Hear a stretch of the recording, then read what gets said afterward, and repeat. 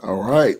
Welcome to Late Night with BS3 right here on Facebook. We're also on YouTube. We got two great guests going to be coming on tonight. Jordan Rosario of Keeping It 100. Also Jason Feirman. He's got two podcasts that he does, and we'll be getting into what he does on his podcast. We'll also be talking to Jordan.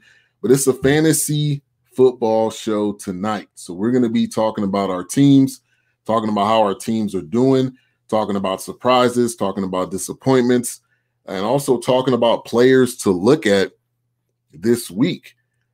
So I'm excited. I know you got to be excited. Hopefully your fantasy team is doing well, but we do have a great one planned. Also, we may talk a little bit of other sports from the week. We have a couple of college football games going on right now. And we also have NFL games coming up tomorrow. But thank you, everyone, for tuning in tonight. Join in on the chat room wherever you are. If you're on Facebook or if you're on YouTube, you can join in on the conversation. If you got questions, if you got comments, whatever it is that you may have, we are here for you tonight. Unfortunately, my Tar Heels are getting beat 31-7 right now. We have that going on right now. We also have Lomachenko is going to be fighting Teofimo Lopez tonight. We'll keep you guys updated on that. And then we have Georgia and Alabama tonight. So we got a lot of sports going on right now, which is an exciting thing. NBA finals are over, so we don't have that anymore. But we have a lot of exciting sports to talk about and to get to. And that's always a good thing when you have sports on a Saturday night. Man, it does not get any better than that. So let's get into a couple of things from the week. The Rockets were close to bringing on Ty Lue as their new head coach. Obviously, at this point, we kind of all recognize that did not happen. Shout out to Kale's Talks. He says it's close. Watson, Chark, looks like he's talking about his roster. And if you have any questions, you can definitely put those in there. I'm excited about my roster. I'm in 2 DraftKings leagues. I'm also in a Yahoo League, and I'm doing the ESPN League. So I'm in a couple leagues this week, but I'm pretty excited. Pretty excited about my team. Hopefully I can win some money. You know, that's what it comes down to when you're trying to do a fantasy league, especially DraftKings. You know, you're trying to make some money. So also AD is saying that he's going to opt out and re-sign with the Lakers. I'm not surprised there. I think that's a great choice. I think that's a great decision. What better decision for him to make than to do that? Because I mean, he's in a prime spot to be able to win multiple championships. Quite frankly, he's in a great position to win multiple championships, and I think he definitely will, because they have a great roster. Obviously, they have LeBron. Any team that has LeBron is almost a lock to win a championship or to at least go to the finals. And, you know, that's one major thing that you have to look at when it comes to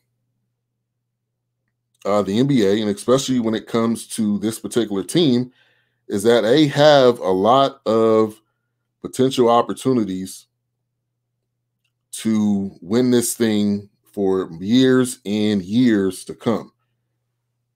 And also I wanted to mention about Houston is that they're expected to meet with Jeff Van Gundy. Now, Jeff Van Gundy is I believe that's the commentator, because Stan was the guy that was coaching for Orlando for a while. Shout out to my man Neil's story to tell. He said, if I was AD, I'd be a fool to leave. Yeah, he definitely should not leave at all. He said, I disagree with the Splash Brothers will be back. And you're right. That's a great point that you have right there. The Splash Brothers will be back. Steph will be back. Clay will be back. Draymond Green is there. They also have, don't forget, Wiggins. Also, they have the second pick in the draft. So, yeah, they're going to be back, but the Lakers are still going to be tough too. So we'll be talking fantasy football tonight. Like I said, I got a couple guests that I'll be bringing on and introducing in about 10 minutes. The Clippers have decided to hire Tyronn Lue as their head coach. And the other good thing about this is Chauncey Billups will be a lead assistant. I think that's a great thing. I think that Ty Lue was already on the staff, so it's not as if they're having to try to figure something out. He was already on the staff. He was already there. So you're basically just sliding him over, to this next level. I would love to see Chauncey get a job. I would love to see Chauncey be a GM because obviously that's something that I believe, he has a passion for, and he wants to get in that, upper echelon of jobs. He wants to be in a prime job, and I don't doubt him. I don't blame him for that, and I think that's a strong desire that he has. So I hope that he gets that opportunity. I hope that he gets it because he deserves it. He's been putting in the work. He's been doing the commentating, and he's ready to move on up. Oh, Wiggins, soft, but he's a good fourth option. Wiggins is there, when we're talking about the Warriors. Now, is Wiggins is he gonna be a 20-point, player on that team? I don't know, because Steph's gonna get his shots.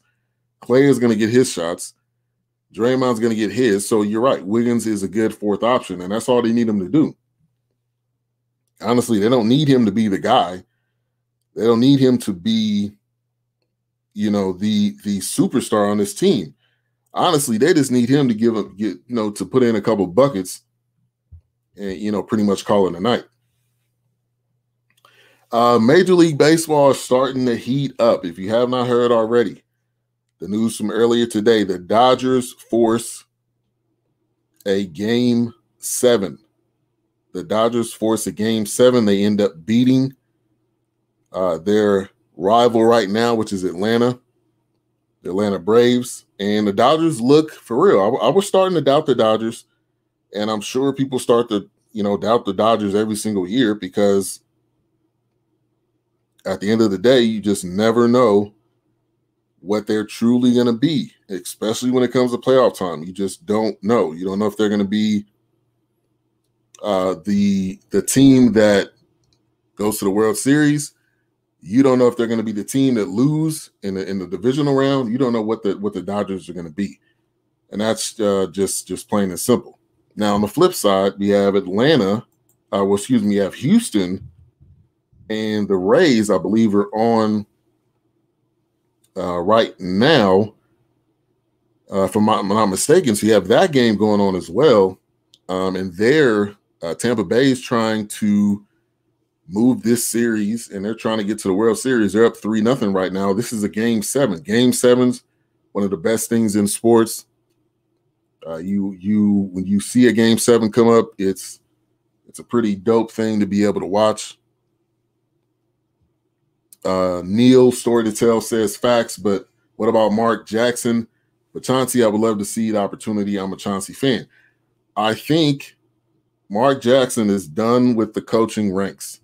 I do not think he, either number one, he doesn't want a job, or number two, he's okay with just not having one. And maybe he's just comfortable in what he's doing, because I don't see him at all coming back into the coaching ranks. And I don't think that they want to hire him as a coach either. And that's just the facts. If it would have happened, it would have happened by now. This will be a great story with Lakers win and with Kobe passing away. Yeah, that's a great point. That is an amazing story, especially with how Kobe passed away, how it was so sudden, how none of us were expecting Kobe to pass away like that. And then he ends up passing away the same year that the Lakers win the NBA championship, which it makes sense. makes perfect sense that the Lakers will win during this type of year. So here's my picks as far as the World Series. I'm going with Atlanta, and I'm going with Tampa Bay. I do not want to see Houston in there again. I know that they've been fighting. I know that they have been putting in the work fair and square, but I don't care. They are cheaters, and cheaters don't deserve to be in the World Series. They don't. Now, if they win fair and square, I can't say anything about it, but I want to see a different team. I want to see the Rays get in there. I want to see the Rays and the Braves go at it, and, we'll see what that looks like. So, NFL. Let's go to some NFL news for this week. If nothing good has come out of this pandemic, it is that if there wasn't one thing that came out, the one thing that did come out throughout this pandemic for the NFL is that there will not be a Pro Bowl. How many people like watching Pro Bowls? I don't. I don't remember the last time I seen a Pro Bowl. I don't remember the last time I turned on a Pro Bowl, mainly just because it's frankly not entertaining football, and it's about time to pull the plug on this, and they're pulling the plug on it this year. I think it's a great decision.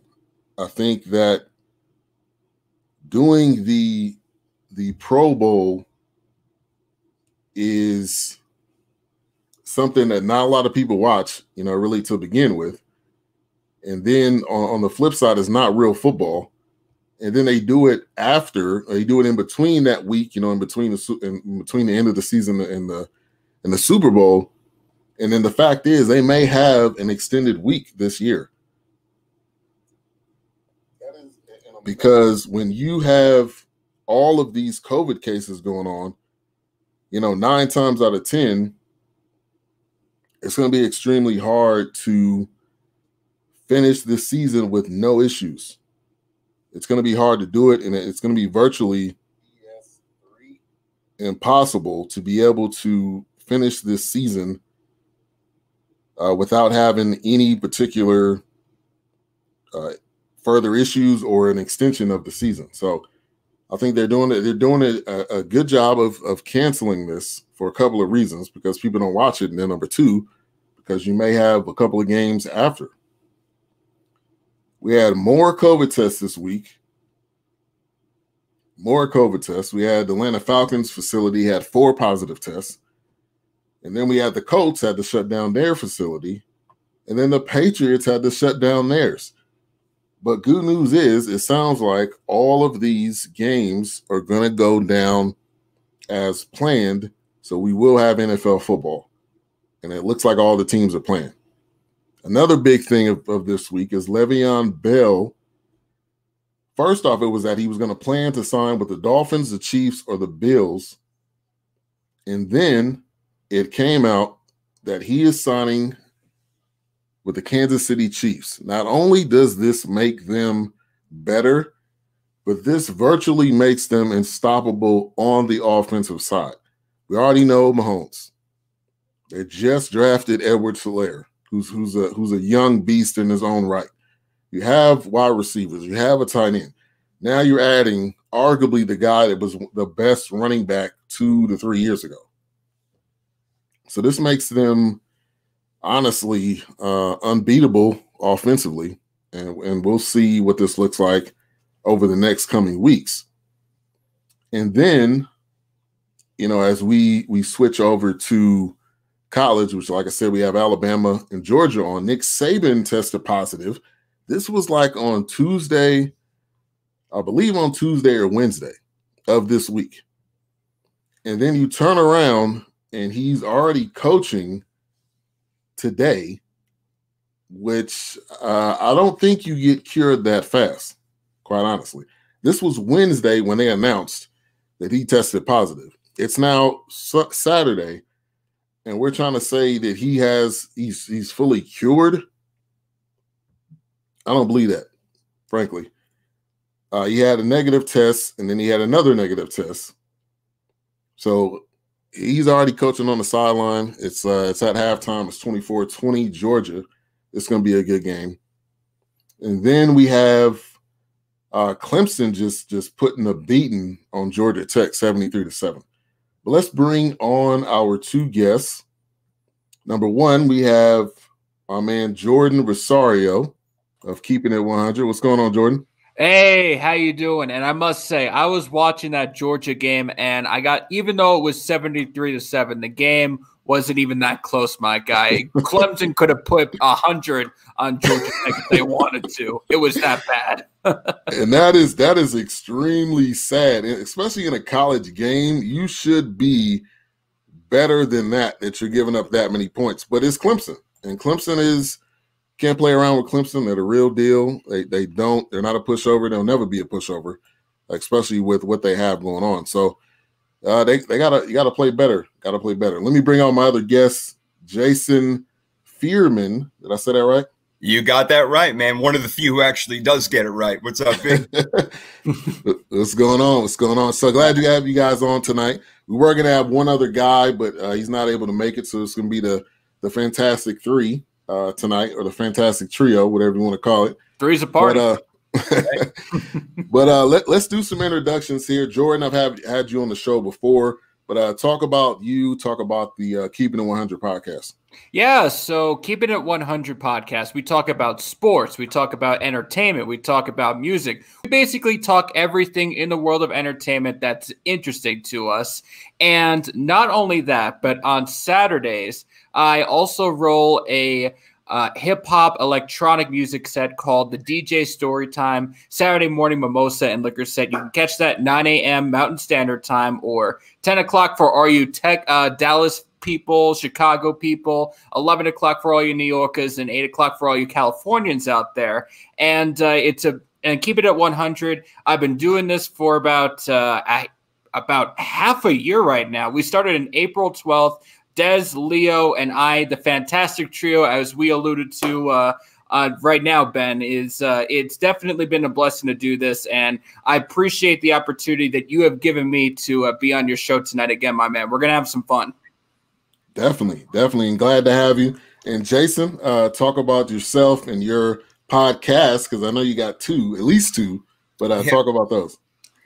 Thanks a lot. Yeah, I mean, number one is the Third and Three podcast. Speaking of trios, that's number one right there. We got Tricky Nicky G, Tricky Nicky Gist, and the real deal Damian Matthews. We do it every Wednesday night to prepare for every single game. So we have cool little segments. We call it like Now Play a Player, where we'll name our top four, whatever, whether it's we can get cultural like in movies and stuff like that, or, you know, different QB wide receiver combinations. We do like our high five, our best 5 games of the week.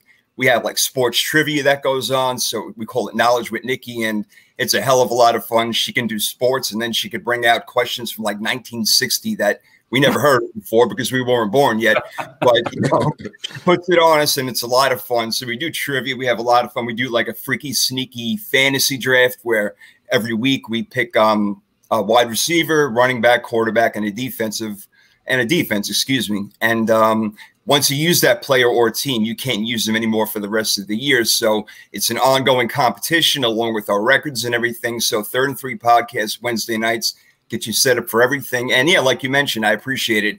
The 49ers podcast right here, baby. 49ers, 49ers podcast. So we talk about the weekly games and you know, what's coming up. And right now it's been kind of dreadful lately, but as you can imagine. So, but yeah, it's all 49ers, but we do get into other NFL big games and stuff like that. But predominantly we go over the matchup, and I have a different guest each week from the opposing team to come help me out. So it's pretty cool. It's a lot of fun. Awesome.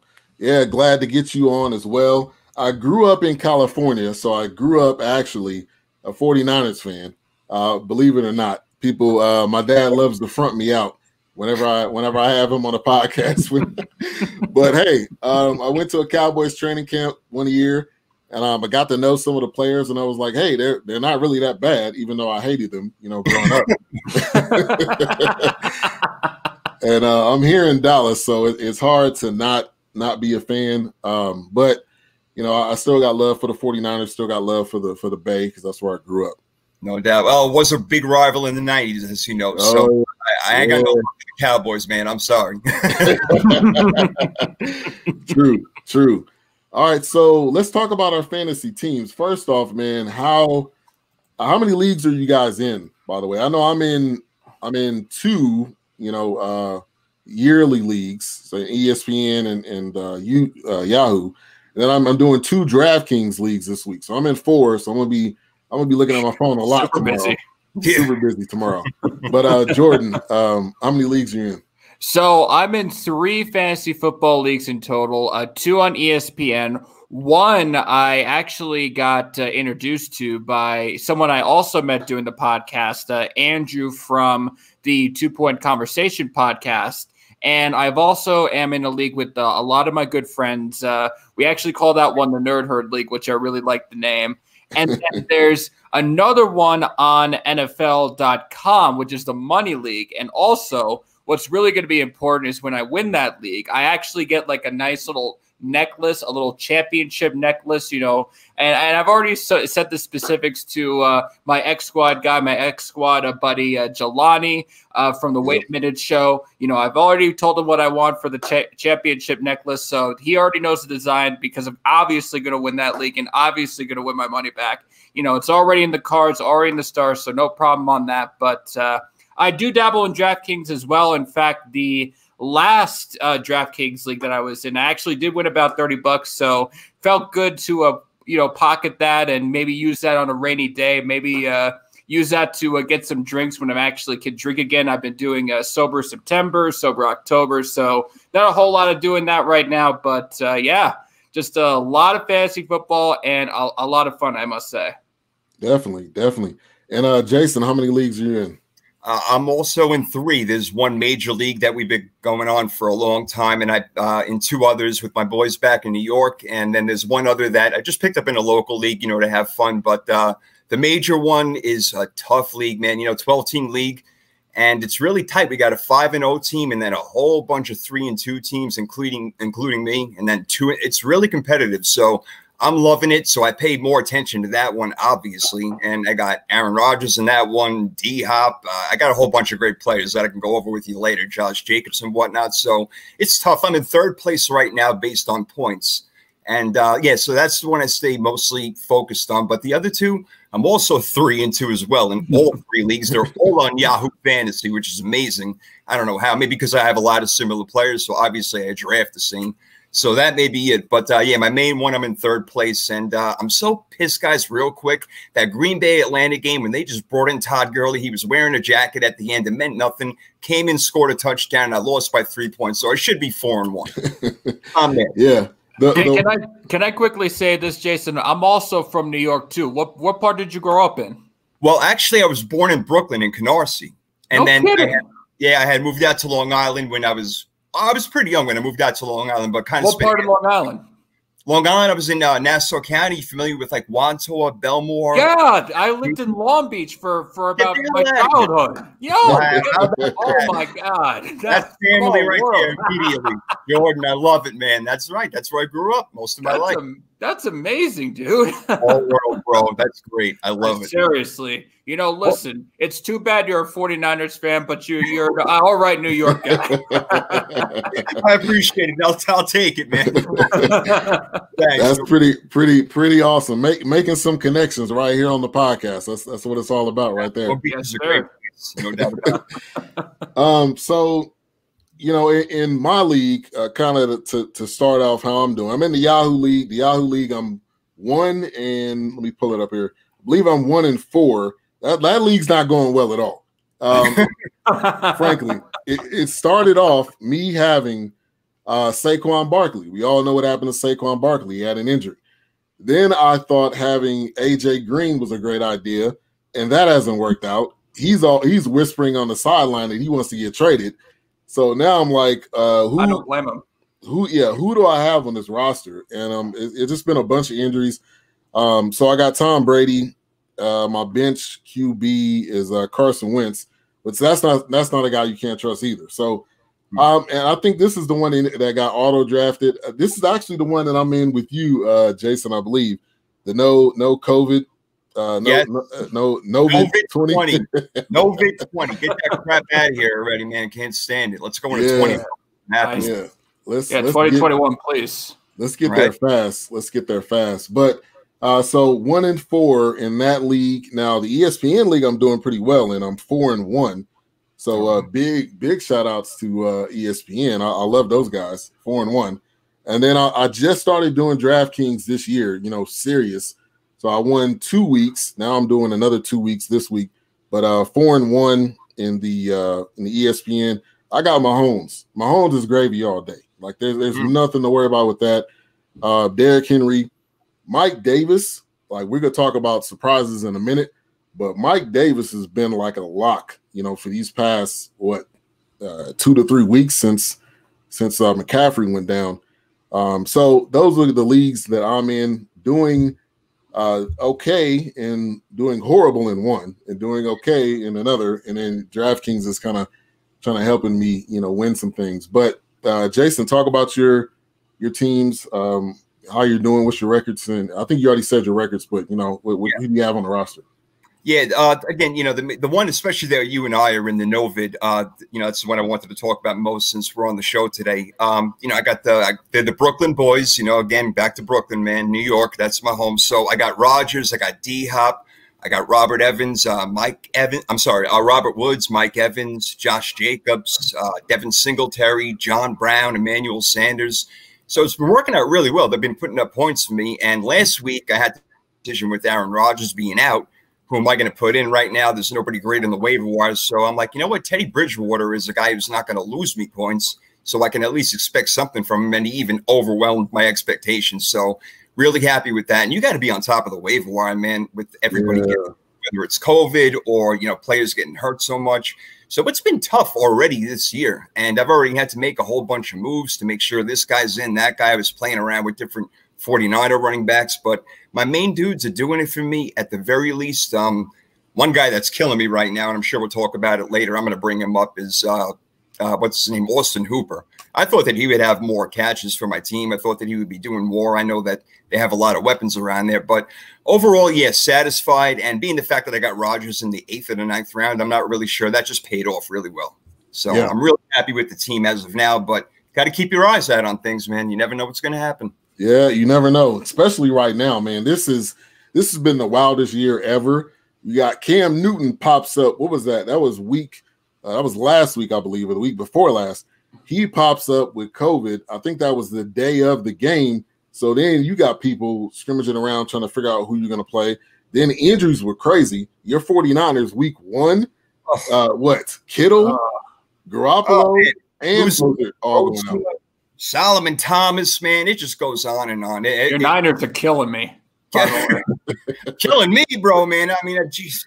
Oh, it's rough, man. It really is. Just that's the thing. It's injuries, and when it comes to the key players, it just hurts that much more. And I'm seeing it now with a lack of a pass rush and stuff like that, man. So you hit it on the head. It's just rough, and playing around with 3 different quarterbacks and a whole cycle of different running backs. Our wide receivers aren't healthy. And, look, we played the Jets and the Giants, getting lucky, getting a couple of wins there, but then you run into teams who can actually play ball, and look, we're 2-3 now. Let me give a quick shout out to Taryn Rodriguez. He's a huge supporter of BS3 Radio. He's watching over on YouTube. He says, I'm 4-1 in one league in which I had an auto-drafted team. Wow, I mean, you got lucky there. And then 0-5 in a league with Lamar Jackson, but all my other players are getting hurt. 3-2 in the Yahoo League. With the loser drunks. Jeez. All right. Jordan, how are you doing in your leagues? So I know I bloviated a whole lot about how I'm going to win my money league, but right now I'm currently 2-3 in that league. So not a good start whatsoever. Now, one of the disappointments, we alluded to the 49ers. I have George Kittle as my tight end and Raheem Mostert as well. And for those boys to go down specifically against the the Cardinals with Kittle and then Mostert with the Jets, that definitely hurt my team. And who I thought could do something for me, but has been an absolute disappointment, is Miller from the Chicago Bears. I thought I could see a little bit from Mitch Trubisky. Thought he would have a bounce back year, but that has obviously, blown my blown back in my face. I got egg in my face now. And I do have the Steelers defense. I have Greg Zuerlein as my kicker, so they have been very strong for me. Golden Tate is my wide receiver. Amari Cooper is my wide receiver. Carson Wentz is my quarterback, and I definitely agree with you, Ben. I've been using a lot more my backup quarterback, Joe Burrow, a hell of a lot more than I have with Carson Wentz. So that's one league. The other league that I'm in, I'm currently 1-4 in. Was going to use a specific Denver attack offense. Before Garrett Bowles decided he doesn't want to cover anybody and let Drew Lock take a sack back in Pittsburgh that got him out for about 2 to 6 weeks. Now Noah Fant is gone. And then Melvin Gordon with the DUI stuff, absolutely wonderful on my part, especially as a Broncos fan, but more importantly for fantasy football. And the other league that I'm in with my friends, I'm about 2-3 right now. Russell Wilson, the MVP of this league, he's definitely been the reason why I've stayed alive in this league. I have Baker Mayfield as my bench quarterback. He has been doing, a few games here and there. I'm definitely going to need him to step up against the Pittsburgh Steelers, which, that's kind of like I'm sending a prayer up to the sky right now for that, but we'll see what happens. I'm going to trust.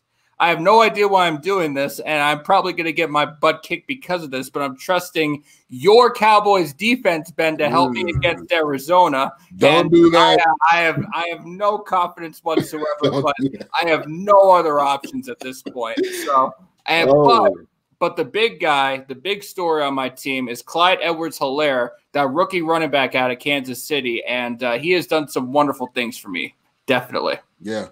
Now, a positive note with the Cowboys defense, since I'm here in Dallas, is that Van Der Esch may or may not be coming back. So that may or may not work in your favor.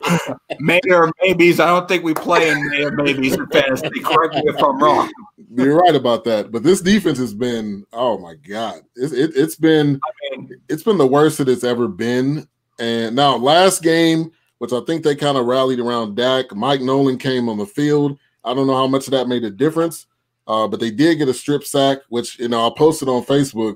The Cowboys got a strip sack and a defensive touchdown. Jesus must be coming back. That was my exact words, because there's no way that this defense is that good to make that happen. But positive note is, if they have Van Der Esch coming back, he's a great linebacker, young linebacker, but often injured. So we'll see what that brings, if anything comes of that. My leagues, I'm pretty happy with the team. Now, when it comes to tight ends, since you did bring that up, Jonnu Smith from Tennessee has been a really good tight end to have if it's in daily leagues or if it's in a long-term league. He's been pretty key. My disappointment though has been Zach Ertz. Where has this guy gone? He is completely disappeared. I thought he was injured. I thought he had COVID. I don't know, but he looks healthy, but he's not getting balls at all. And now they have that walk on. I think it's the kid from Old Dominion. Fulgham is the guy that's getting all the targets. So I'm like, what's going on with Zach Ertz? He's been a disappointment for me this year for sure. Thanks for reminding me he's a starting tight end in one of my leagues, by the way. Appreciate the reminder. Sub him out right now. I'll you can go dark for a minute so you can sub him out, because that's not going to work for you tomorrow.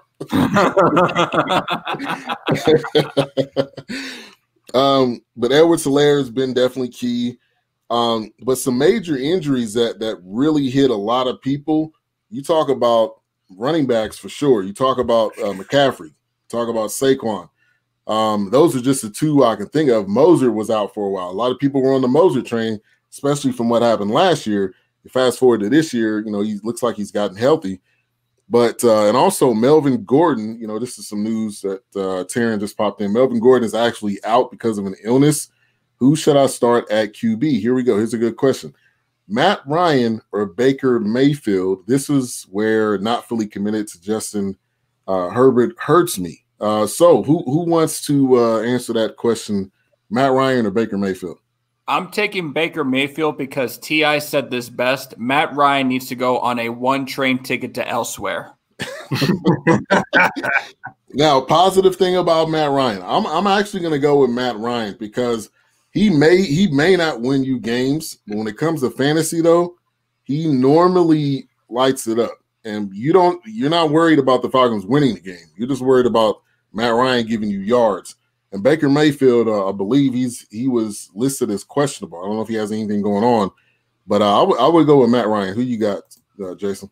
Yes, here's the thing. I would normally go Baker Mayfield, even though they're playing the Steelers as the rough matchup, but he's got some rib injuries, so I'm concerned about even if he's going to play or not. So given the way the Vikings defense has performed this year, I think it's Falcons-Vikings this week, if I got that correct. Yep, Falcons-Vikings. Yep. Yeah, so the way their defense has performed, I think that Matt Ryan's going to have to throw the ball a ton as usual. And even Gurley out of the backfield may get him a couple of, sneaky touchdowns in the red zone throwing the ball. So I would go with Matt Ryan. I think he's a safer bet just based on Baker Mayfield's health.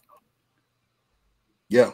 I'm going to agree with you on that one as well. So let me look at Michael Gallup. Let's talk about some surprises. Let's get to the surprises right now. Michael Gallup has been a surprise. I have him in my ESPN league. He's projected to get 5.5 points. That's really not what he is. He's one of the go-to targets. He's had 5, 5.8, 19.8, 2.9, and 7.3.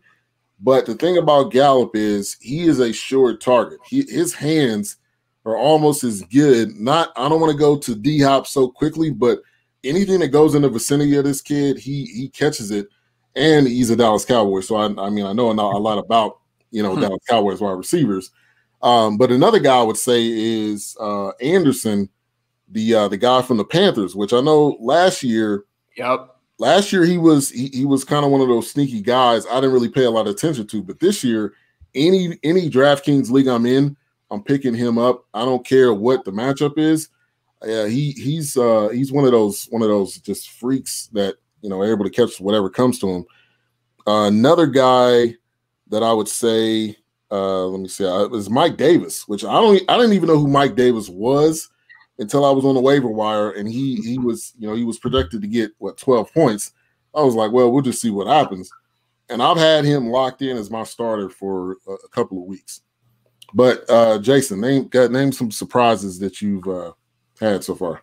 Yeah, you named one of mine, Ryan Anderson, so that was great right there. His impact has been amazing. I'm kind of surprised the way that Goff has turned it around a little bit with that offense. Now they're rolling, and you got Darrell Henderson and Cam Akers, so that kind of surprised me. And so did Todd Gurley's comeback. Call it what you will, but he's on the field, and he's performing at a 35-yard rushing touchdown last week, and we know what Atlanta's offense is based on passing mostly, but he's brought a different dynamic.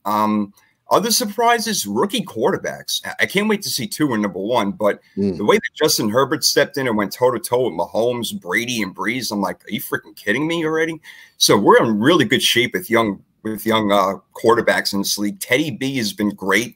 I'm loving that. So, yeah, there are certain guys out there, like, Russell Gage for a little while stepped in. Then you got this Tanyan guy, at tight end. I don't know how long it's going to last, so I don't want to say definite on them, but Cardinals players also, like Chase Edmonds is a guy you have to have on your roster. If he's available, grab him right now, because whether it's Kenyon Drake not playing, but you saw what he did last week right off the back, getting a touchdown within a couple of minutes of the game.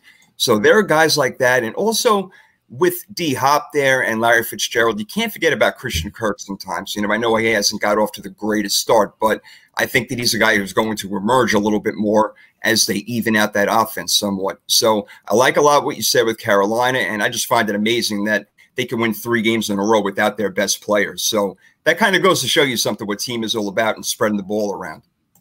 Right. That's true. Definitely true. Who do you have some surprises on your roster, Jordan? So the one big surprise that I've gotten, and I'm actually going to be starting him this week. So I do hope, as everyone's been pointing out to Matt Ryan, that he throws a lot of points. The Falcons defense plays exactly how the Falcons defense normally plays, because I'm going to have Madison, the Minnesota running back, going for me. He has been a bright spot. I mean, you talk about last week where he put up 26 points. I mean, 20 yards, 112 yards, definitely nothing to sneeze at. I'm looking at you talked about Robbie Anderson. He's actually a guy I have in my league too, so he's been definitely important to me. I've also been really he didn't have the best week last week, but Russell Gage, I've been looking at him too. And I hate to do this to you, my guy, because I do like you, Jason, but Ryan Fitzmagic. I mean, the games that he does not, the games that you don't expect him to do absolutely anything. And, 149ers, for example, again, sorry to put that knife in the back for you, but, the fact that he was able to do that against the 49ers was absolutely beautiful. Definitely helped my fantasy contributions. But, those are definitely some surprises for me. All right. Terrence says, how about Robert Tanyan? I think somebody mentioned that. I snagged him in the auto-drafted league. Austin Hooper's been a dud. Austin Hooper's definitely been a dud. I think Robert Tanyan will probably be a good pickup. You look at him being on the roster with he is on the Packers, if I'm not mistaken, right? Yes. Yeah, I mean, Aaron Rodgers he's going to get the ball to this guy at some point in time. I think it's just a matter of Aaron Rodgers is going to throw the ball to whoever is open. So I don't know if he's the best, but I think he'd definitely be somebody that you can pick up. Well, I'm sorry, Jordan. Go ahead. No, I just wanted to mention one more guy I forgot to mention was Tyler Higbee for the Rams. I've actually remember using him once where he actually scored 3 touchdowns for me, helped me with the win of my money league. So he's definitely been a sneaky good pickup as well for me. All right. Anybody else want to add anything else on that for Robert? Yeah, I was going to say quick about Tanyan is that Aaron Rodgers has been kind of big on him for a little while. In practice squad and things like that, and due to injuries, he's gotten his chance. He scored 3 touchdowns against the Falcons before the Packers bye week. So, Rodgers was like gloviating over that. He was so happy, so impressed, and he did a great job. So, given the fact that again, Devontae Adams having his problems, and you don't really have a number 2, he might look to him more. Austin Hooper so far has just been a forgotten guy in Cleveland. So I don't know why the hell they paid him all that money if they're not going to use him. That doesn't make a lot of sense at all. We got on YouTube, we got a guy, your boy Drew. He says start 2 in a PPR: Julio, Claypool, Devontae Parker, Boyd, Terry McLaurin. That's a good question right there. Who wants to? Julio Jones. Julio for sure. Julio is a lock. As long as Julio's healthy, which I believe he is, he's definitely a lock no matter what. I say you go Terry McLaurin without a doubt. They're playing the Giants this week. I don't know how you don't start him. I don't care who's throwing the ball, right? Good. He's going DraftKings for me like in every league this week, no doubt. Yeah. Claypool. I picked up Claypool, but I don't know. I'm not 100% on the Claypool train yet, just because that was a great week, no doubt. But can he continue this every single week? And Juju is still there, so it's not as if. And I think it was Booger McFarland saying, "Well, Claypool's going to be the number 1." I'm like, bro, Juju's still there. Like, you can't just say after one game you're going to give Claypool the keys like he's the number 1 wide receiver, but. I get it. People are picking him up like crazy. I picked him up, but I'm not starting him yet. I'm not 100% all in. You know what's awful? I actually picked him up a few days before the game, and I didn't start him. I'm like, I heard a lot of things about this kid. He goes out and scores 4 touchdowns and 40 fantasy points. I didn't start him. Luckily, I won, but unbelievable on that right there. Yeah. Crazy. Yeah. And listen, I would also look Devontae Parker, Fitzmagic going against the Jets. Yeah, start the guy if he's healthy. Maybe you want to start Preston Williams also. Yeah. Any defense that plays the Jets is a defense you have to get, in my opinion. True. Not my Broncos 2 weeks ago. Wow. What the hell was that? That was the weirdest thing I listen, at least we got the win. That's all I cared about. I don't care if we would have won 55-40 as long as we beat the Jets. Because listen, my brother is a big Jets fan, So if the Jets beat the Broncos that week, I would have had to hear it from him. And that would be the most depressing thing out of anything from that series. All right, we got another question from Aiden Barrett. He says, sit 2, running back, full PPR. Ronald Jones, you're saying sit 2. Ronald Jones has been money. Like even with, them signing Fournette, it's like Fournette's not even there. And Ronald Jones is getting a major amount of the touches. David Johnson, Kenyon Drake, Chase Edmonds, Devontae Freeman probably only want to start on Cardinal running back if any, but let me know. I'm definitely sitting Kenyon Drake for sure. He has not been very dependable. And number 2, I would say Chase Edmonds. I would sit him as well. What do you got? What's your take? I would sit Devontae Freeman, Jordan, out of them all. I like Ronald Jones. David Johnson's got a good chance this week, B. And, Chase Edmonds, again, they're going against Dallas. So, again, they can score a heck of a lot of points. But I definitely agree with you on Drake. But I think Freeman, guys, I don't know. What do you think?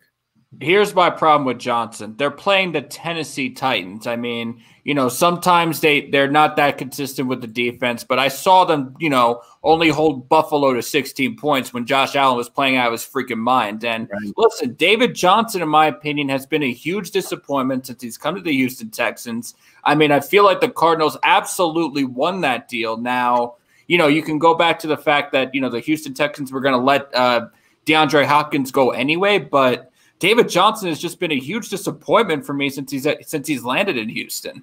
Yeah, I hear that. Yeah, and I mean Houston. That trade alone was special. Period. I mean, like D-Hop is people say he's the best. Arguably you can say he's the best wide receiver. He's a top 5 for sure. The dude, his hands are so money. All you got to do is put it in the area. All you got to do is put it in the area, and he's going to catch the ball. It doesn't matter what, his hands are so sure. So to me, that was one of the dumbest trades. And immediately after that, I probably would have fired Bill O'Brien. That to me would have been the reason. But finally, they did. It's about freaking time. I mean, they did that 4 weeks later. So yeah. Let me bring on Speak Easy. He was the other guest that was going to be coming on with us. Looks like he was able to come on. Eazy, you there? Yeah, what up, fellas? I'm on my way home from my brother's house. We had a gender reveal today. Oh, okay. All right. Well, congratulations. Congratulations. Thanks, man. Yeah, it was. I stay a little, have a couple of drinks with him because, unfortunately, he's having a girl, fellas. He didn't take it well. Wow. It was mildly entertaining. I don't know if that's good or I don't know if that's bad on my part, but it was mildly entertaining. His reaction to it was pretty funny. But yeah, that's saying. Oh boy. Yeah. But what's up, fellas? Thanks for having me, man. I'm sorry for being late. Yeah, you're good. You're good. You're on. That's a good thing. We got questions kind of lined up, so we'll be going through some questions. But how you doing in your leagues? How many leagues are you in? So this year, I wasn't going to do a season commitment to fantasy football. I said no to it because of COVID. And however, my boy he wants to split the pot with me. He's let me manage his team, and we are 2-3. Tom Brady, bro, is fucking a struggle bus this year, man. It's crazy. I didn't want him, but he wanted him, so I had to. You know what I'm saying? It's his team. But I heard you guys talking about DeAndre Hopkins. Oh yeah, for sure. I mean, I hate to bring it up like that. A lot of people don't like hearing that, but yeah, Tom Brady, especially this shit too. Like age has finally hit him. On top of him not being on top of him being part of Bill Belichick.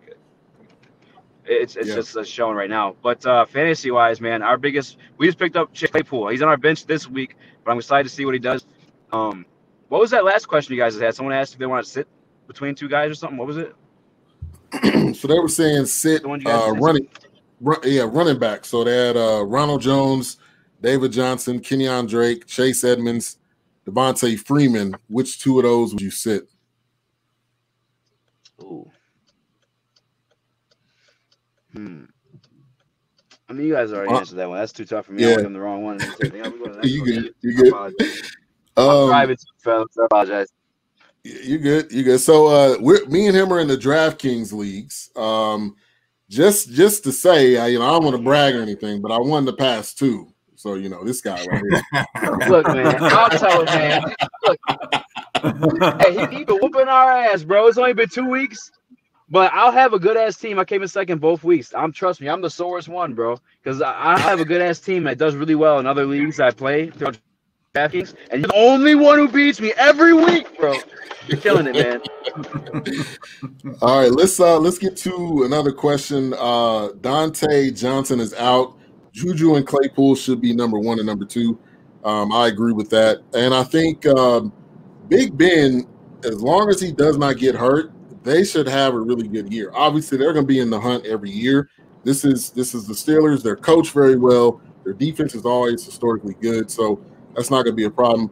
But yeah, Juju or I would probably go Juju over Claypool because people are going to be on Claypool this week. Claypool is not going to have like, oh, this is Claypool, the kid we don't know. They're going to be locked onto him.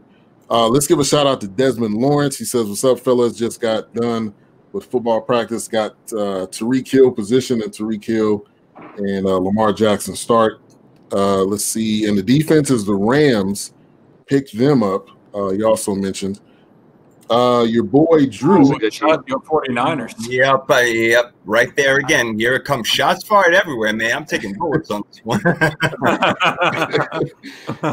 Your boy Drew, he had a question. He said, I want to go to Terry McLaurin, but he has Brady on him, who stopped Cooper to 4 points and Allen Robinson to 6. Now, here's a question. Matt Ryan, Kirk Cousins, Brady Minshew, just for this week. That's a good one right there. Oh, Matt Ryan, actually. What the hell? Matt Ryan. I would probably go Kirk Cousins against him. I would say Kirk. Yeah, I like Kirk. And you know what? I think Brady will do well, but to be safe, I would go Kirk Cousins. I can't trust Kirk. Kirk Cousins had a horrible game. Yeah. I would go Matt Ryan. I would go Matt Ryan mainly because they're 0-5 and because they're gonna want to win a game, and especially their coach just got canned. So this is normally that time mentally where teams play better because it feels like they're free from the death stare of Dan Quinn. So.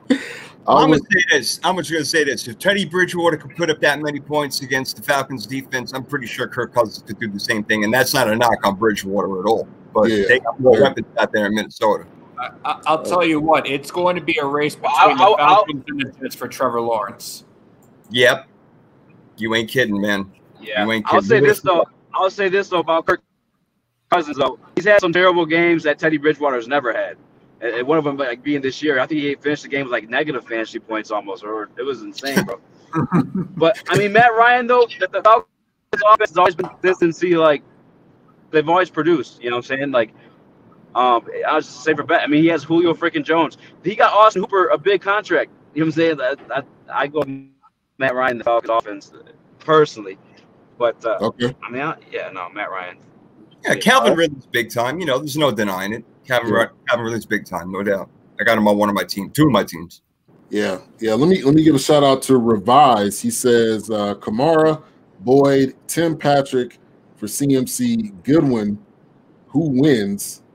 Obviously Kamara. Whoever gets Kamara wins that trade. Yeah. This year especially, and Tim Patrick is pretty good. So does Boyd. That's Tim Patrick, my boy. No doubt. There you go. 81, right? Yes, sir. I tell you what, I had no idea who this guy was until Brett Ripien threw one of the most beautiful passes to Tim Patrick. Yes, I understand it was the Jets defense, and anybody could do that against the Jets, but Tim Patrick was just a magnificent beast out there, and I hope he brings that fire and same energy when Drew Lock starts and we beat the New England Patriots tomorrow. And I think Ripien was channeling his father, Mark, back in Washington days, in that game. So, it worked out pretty well. What, I think you heard something easy. Yeah, I like Tim Patrick. Okay. I say I like Tim Patrick. He had a very beautiful game against the Jets. But I don't know against that defense if I'm messing with that. If Stephon Gilmore's playing, I'm not I'm not playing Tim Patrick. Okay. All right. Shout out to L. Kraus. I didn't even know we were going to get these questions, but I'm loving it. Keep it coming. I think we got a good panel tonight. Absolutely. Who should I play at flex for PPR, Woods or Mozart? Also, should I start Fitzpatrick or Minshew? I would definitely go Mozart, man. Mozart is this guy is money, and he really can't be touched. When this guy gets in the open, nobody's touching this guy. So I would have to say Mozart on that first part of the question. I wonder how many touches he's going to get. That's my thing, just coming back and playing. You got Jerick McKinnon sharing carries back there with Jeff Wilson Jr. I know my team very well, obviously, and that's the thing I worry about. Look, if they get down, which they could very well against these Rams, then I don't know if we're going to see much Mostert. Yeah. Anybody else want to add on to that? I personally had – yeah, I start Mozart and Fitzmagic, but I personally had Jerick McKinnon on my team. I had CMC go down, so he was like one of my pickups.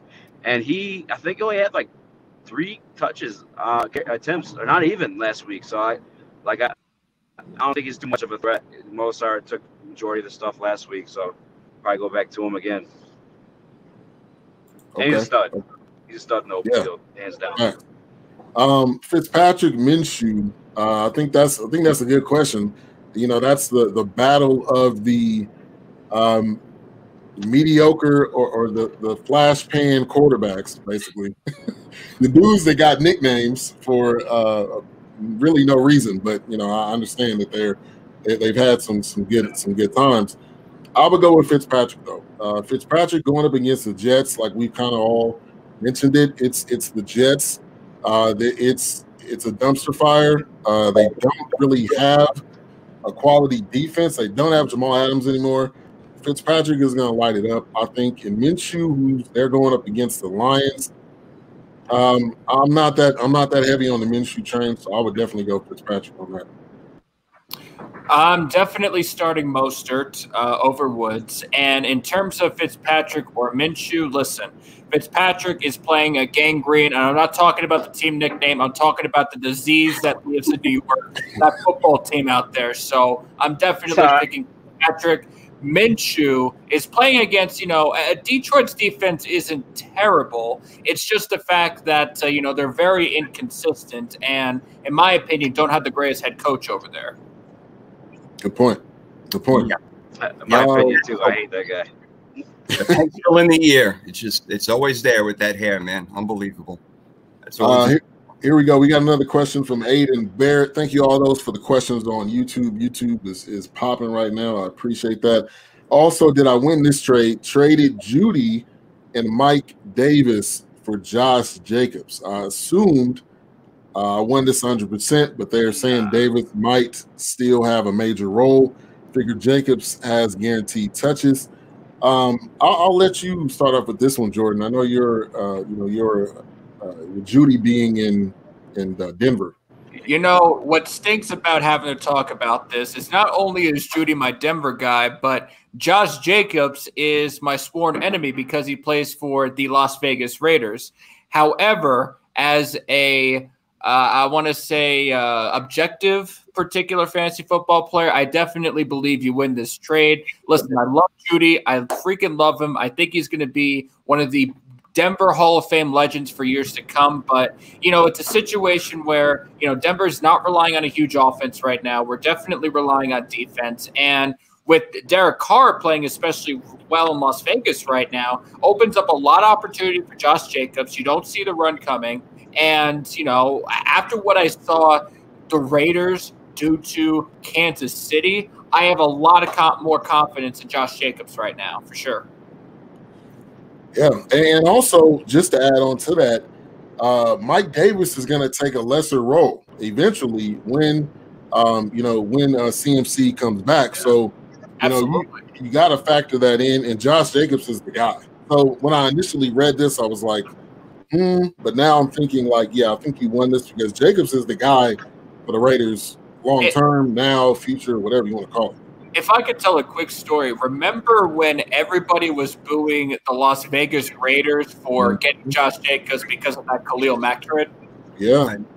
I was one of the first guys to say this is not going to work. You trade Amari Cooper, you trade Khalil Mack, your best pass rusher, and then it was all like, what are they going to do with Carr? Because I don't think Gruden's all in on Carr, even with some of his performances this year. So I was one of those first guys to be the one laughing, but they're in a positive direction. I'll say that. I'm not 100% believing in them yet, but they're in a positive direction as of right now.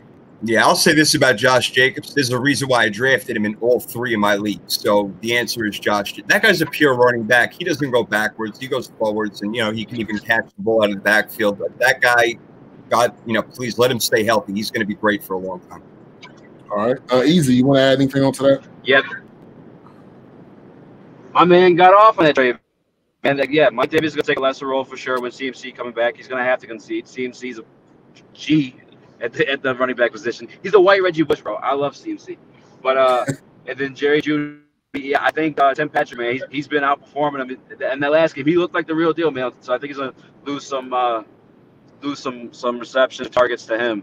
So if I could say this, trade my man.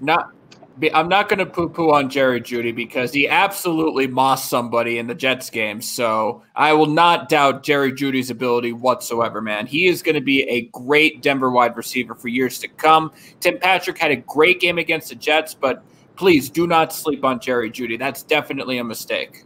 Oh, no. Yeah, no, I'm not trying to disrespect him, but I'm saying he's take away some targets because he's a good player. Tim Patrick's a good guy, and then the quarterback that was in that night seemed to be liking him. Obviously, I'm saying he's doing really well. Had a great connection that night. So I'm not saying he's better. He's gonna take away some targets, some looks. No, I got you. And listen, Brett Ripien definitely liked Tim Patrick a lot more that game, but we're going to see what happens because now Drew Lock is starting, and I know that he was targeting Jerry Jeudy especially well. So I get where you're coming from, but we'll need to wait and see. But you obviously bring up a lot of good points, my man. All right. We got one from Kashif. What's the next question? You got some more questions? Yeah, definitely. He said, I'm in a PPR league, and I have Calvin Ridley. Do you think that when Michael Thomas comes back from injury, I should trade Ridley for him? Ooh, that's a good question. Wow. Calvin Ridley. Can you say one more time? I apologize, man. It was cutting out. Okay, cool, no problem. So the guy's in a PPR league, and he says, I have Calvin Ridley. Do you think that when Michael Thomas comes back from injury, I should trade Ridley for him? I'll start off answering that. I would say yes, because I think I would say Michael Thomas, I mean, his injury thing is over with. He just punched a teammate last week, so that's the reason why he's not playing. But Michael Thomas is the go-to guy for Drew Brees. Calvin Ridley is on a team with arguably the best wide receiver in the game. So I don't know if Calvin Ridley is going to be, I don't know if he's going to get a lot of touches, throughout this entire season because Julio is still there, and Julio, who's been hobbled, often that's continuously a problem for him. But I would say Michael Thomas. I would say make that trade. What do you guys think? I'm gonna lean. I think Michael Thomas. I apologize. Yeah. Oh, no. Go ahead, my man. I apologize, man. I know Michael Thomas, he did what he did, but I'm not so worried about him. I'm worried about Drew Brees and his performance this year when it comes to Michael Thomas. And really, even dating back to last year when Julio was healthy, when he's been healthy, he does some solid work, and I think he's coming to his own. But go ahead, take it away. I apologize for cutting you off. Oh, no, you're good, my man. You're good. If you have to give me a choice now, when I look at quarterbacks, I think Matt Ryan comparatively at his level right now is kind of similar to Drew Brees. While Matt Ryan's relatively younger and still has probably a bit more in the tank, I would say Michael Thomas only because if for some reason Drew Brees decides not to perform well, I do believe a lot in who's the kid that they got? I think his last name is Hill. Not Winston, but the other guy. Taysom Hill. Yeah, Taysom Hill. I do like Taysom Hill a whole lot. He can do a lot of things with, his feet. He can definitely throw some passes. I've seen a couple of plays this year, and especially in that playoff game against Minnesota. So I will definitely lean a lot towards Michael Thomas. I'm not going to give up on him whatsoever. Yeah, here's the deal. I agree with you guys on that one. I'm sorry I lost you for a second over there, but as great as Calvin really is, and I think he might be second among wide receivers right now, that had a lot to do with Julio Jones' injury, so on and so forth, but now he's coming back. Michael Thomas is the guy, and I'm glad that Emmanuel Sanders has emerged now and has become a threat. That's going to make it easier for Thomas to get open and do his thing. So I think he's coming back fresh, ready. This guy can't wait to freaking play ball. And yeah, he's Drew. And again, you have to look at the quarterbacks. Drew Brees is just better than Matt Ryan, no matter what the age is. So I'd rather Drew Brees throwing me the ball than Matt Ryan at the end of the day. Okay. Okay. We got another one here from was there a second part of that trade too? No, Was that straight up, or was it Ridley for Thomas? Yeah, it's straight up. That was a straight up trade. That was a straight up. Let me give a shout out to Leo. Your man Leo's in the building. Jordan. Also, we got what's up, Leo? My man Courtney Harden. He's on BS3 Radio. X Miles said, "Would you trade Tyreek for Jonathan Taylor?" I would say no. I would say no either. I love Jonathan Taylor, what he's doing right now, but Tyreek Hill is a playmaker waiting to happen any second of the day, Jordan. I mean, this is a no contest, bro. Any minute that Tyreek Hill's on the field, and the fact that Patrick Mahomes can throw him a sidearm pass while he's falling out of bounds for 50 yards, sleeping. Literally, while he's getting married. Literally, Patrick Mahomes could be reading a book, not even looking at what's going on. Just throws a pass somewhere, and Tyreek Hill runs it for 90 yards for a touchdown. It's incredible stuff what he's doing, and that's why. And I hate saying this again because I am a Broncos fan, but Patrick Mahomes is the best quarterback in the planet right now. Yeah. And look, Tyreek Hill stabbed me last year in the Super Bowl, man, in that fourth quarter. So I know all about what that guy can do and get space. So hands up to him. That's it. All day, every day. All right. Let's see. Jerry Judy is killing it, says Leo. I definitely agree with you there. Here we go. Your boy Drew on YouTube. Jimmy Graham, Ebron, or Hurst? POR. That's a good question right there. Yeah, that's maybe one of the more. I think he's saying PPR. Oh man, Ebron's hands are not sure at all. Jimmy Graham, I love Jimmy Graham. I had him in a DraftKings league. He came through in the clutch. He had a touchdown. And Jimmy Graham is just one of those guys. If you put it in his area because of his freakish talent, he's going to get it. He's going to go up there and get it. And Hurst. Out of those three, I would say Jimmy Graham. What do you guys say? Jimmy Graham, Ebron, or Hurst? Guys, I think that actually Ebron's a sleeper this week. You know, I look at Jimmy Graham. He could do his thing. Hurst, again, where has he been?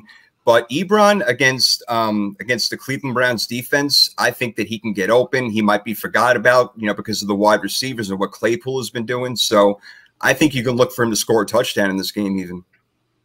I'm just thinking that with Ebron, I believe he's Ebron is I believe the tight end for the Steelers. So, when you get him into those close, goal situations, I mean, I seen him done it in Indianapolis with Indianapolis when a guy named Jacoby Brissett was throwing to him. So if Big Ben, if he could do it, then certainly Big Ben can definitely connect with Ebron and get him a couple of receptions, maybe even a score too. So I'm going Ebron in this week. Okay. All right. Yeah, I'm in agreement too. Ebron, he's one of those guys.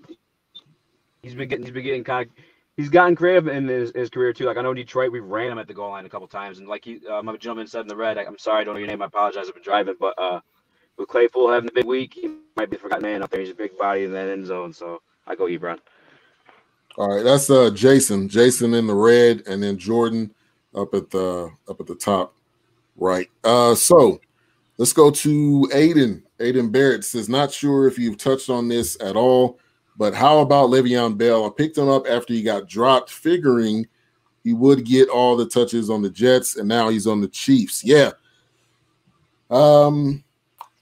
This is going to be hard. I mean, I know Le'Veon Bell obviously is the better running back in that stable at this point. I don't know where he is health-wise, number one. Number two, I don't know how many touches, he's going to get immediately, in the near future.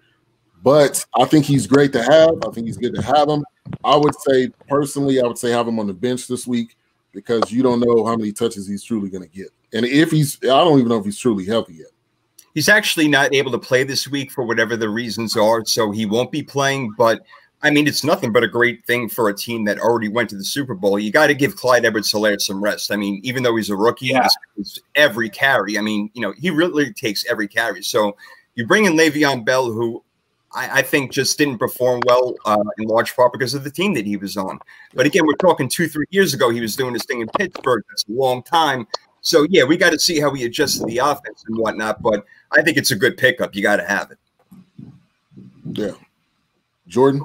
I'll just say this. I think Le'Veon Bell is just picking up, thanking his lucky stars that he's out of New York and is actually going to an actual team. Thank God for him. But, Le'Veon Bell, he's definitely going to be used. I don't think as much as Clyde Edwards-Helaire, but I guess the bigger story for me is that the Chiefs just added another weapon, and they're just becoming a super team. So dangerous. True. They're going after it all right now while they have the players. Why not? And they got Le'Veon Bell on the cheap too. So it's just positives for them. Let me pull this up right now that you just mentioned that, Jordan. He is going to get paid. I had it right here on my. What was it? I think it was $660,000 this year, or $760,000. That's for the low. That's a 5-finger discount right there. That's Cam was for Le'Veon Bell. For Le'Veon Bell, but Cam Newton, like 2 contracts for 2 superstars. Like, what are you kidding me? But There you go. Right, and then part 2, will he be reliable down the stretch? What should I expect on a week-to-week basis? I think number 1, yes, I think he will be reliable. I do think he is going to split time with Edwards-Helaire. I think, kind of wind back a little bit. If he went to the Dolphins, he would be getting every single carry. If he went, the other team was the Bills. I think he probably would have took that starting job from Devin Singletary. But he went to, I think, the smartest place he could have went to, which was the Chiefs, especially if you want to win a Super Bowl. And I think he's going to split carries. So I would say, 10 to 15 touches a game because Edwards-Helaire is a young beast in his own right. And I think he's still going to get his. Yeah, he will. He'll get his, but Le'Veon Bell being there again, it's just you'll give him his series, every 3 series or whatever it may be. However, Andy Reid in his genius mind wants to work it out. He didn't take him for no reason. Right. True. All right. That was Courtney just saying Tyreek Hill, top wide receiver, keep him. I definitely agree there. Shout out to Jake Stanio. He says trade or keep in fantasy. David Montgomery. I think I will wait for him to play the Panthers' bad running defense, then trade. Anybody want to touch on that? David Montgomery. I'll take that first. I did have David Montgomery in one of my fantasy leagues, but I did trade him for Mike Gesicki from the Miami Dolphins. I will say this. Let him play right here because you are absolutely right that running defense for the Panthers is absolutely awful. They couldn't stop Cottonelle tissue if they wanted to. So you keep David Montgomery just for this week. Then you trade him for, something valuable, of course. Yep, I totally agree. 4 teams are off this week, so, running backs are hard to come by. I would stick with him and the bad Panthers run defense, even though, again, they won 3 games in a row. I can't guarantee he's going to have a big game, but I think that, you play him this week and then you get rid of him because that Bears offense is pathetic. And I don't know if we should give Matt Nagy the head coach of the year award because I don't know how the hell the freaking Bears are 4-1. That team is horrible. I have no idea either. I mean, I had this team either going in 3rd or 4th place, and I definitely, if he's listening into the show right now, I definitely owe Mr. Andy Hopper an apology for saying that the Bears were going to be terrible this year. So, shout out to him. Amazing. Yeah. Wow. And they have, I call this guy Captain Savo because he always comes in. He always comes in and saves the day for teams. He won a Super Bowl from saving a team, but you got to give some props to Foles and being able to come in and do what he's doing. So that's something there. Courtney Arden says Ebron for this week is a pick, kind of responding to the previous question. At wide receiver, this is from Clayton Cranky. Thank you for tuning in. He's got the Wilson basketball right there. But at wide receiver 2, should I start Juju or Robert Woods this week? And this is a full PPR. I would say this is a good one here. Yeah, it's tough. I'm going to go with Juju. That's what I'm leaning towards too. Actually, as much as I like Robert Woods this week, I'd probably go with Juju also a step ahead. Again, Cleveland Browns defense, not much. And there's other threats, on Pittsburgh now that they didn't have before. So, yeah, he'll get his one-on-ones, and he's going to keep, having his chance to prove if he is a number 1 receiver or not. And in my opinion, and not to do an early prediction on these games, but I don't think the 49ers are going to drop 43 points again to the Rams. I think the Rams are – I think, listen, the Rams to me are a fraudulent team. Listen, I get they're 4-1, but who the heck have they played? I mean, the Cowboys, seriously. The Washington, whatever, seriously. The Giants, seriously. The Eagles, seriously. And they actually lost to a competent team in the Buffalo Bills. So I think the 49ers might be going with the upset in this one. I really don't trust the Rams at all. I think that's a very, very fair statement. That's, the teams they've played. Yeah, Buffalo was their biggest challenge. They were down 28-3. No offense taken. No offense taken. When the stat came up that the Browns hadn't scored 14 points, I believe, in a half all year, and then was that the Browns? No, that was the Giants. But anyway, the Giants came in and didn't score 14 points all year. And then you got Evan Ingram running a reverse on us. And we're like, oh, no, Evan Ingram can run? Like, anyway, I digress on my Cowboys. But I would say Juju there. Le'Veon Bell will be a good weapon for the Chiefs down the stretch. Yeah, that's the key to this trade. It's really not about right now or even next week. It's about down the stretch when you're like grounding, when you're pounding down the defense in the fourth quarter. And then you just bring Le'Veon Bell in with fresh legs. I mean, that's gonna be crazy, man. This team offensively, they were already great, but they are now unstoppable. If bearing any type of injury, they are unstoppable. There's no way you can stop these guys. It's depressing as a Broncos fan to know that Le'Veon Bell is on this team. That's tough. But sometimes they throw out duds, like against the Chargers. So they're Raiders too. I mean, listen. Right. I still expect Denver to win this division. I mean, they have to go 11-1. Listen, it might be crazy what I'm saying, but I'm still gonna die on this hill saying that Denver will win this division. You're my guy, man. You ride or die with your team, no matter what. Ride or die. Real quick, let's give an update on the score. 41-24, Bama's up on Georgia. Georgia was up. They were up at the half, and you see how that's going. Also, we got my North Carolina Tar Heels. I'm a North Carolina fan. They are still in it with Florida State. Florida State was putting it up on them. It's 31-28, so we'll keep you posted on that.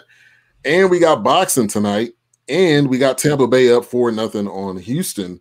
Tampa Bay is on the verge of going to the World Series. So good, because I do not want the Houston cheating Astros to go to the World Series. And I also want the Braves to beat the Dodgers because F the Dodgers. and I said this, like the Dodgers, like the fans want the Dodgers to go to the World Series more than the Dodgers want to go to the World Series. That's just what that's what it looks like every single playoffs. It's like they try to figure out a way to lose. What kills me? Like I'm sorry, real quick. Like the Rays are the ultimate, rag and tag team. Bring guys together. You have $1 million salary here, $707,000, and they're up 3-0 in the damn series. And these freaking Astros come back and are trying to repeat history from the Red Sox Yankees back in what was it, 04 or whatever.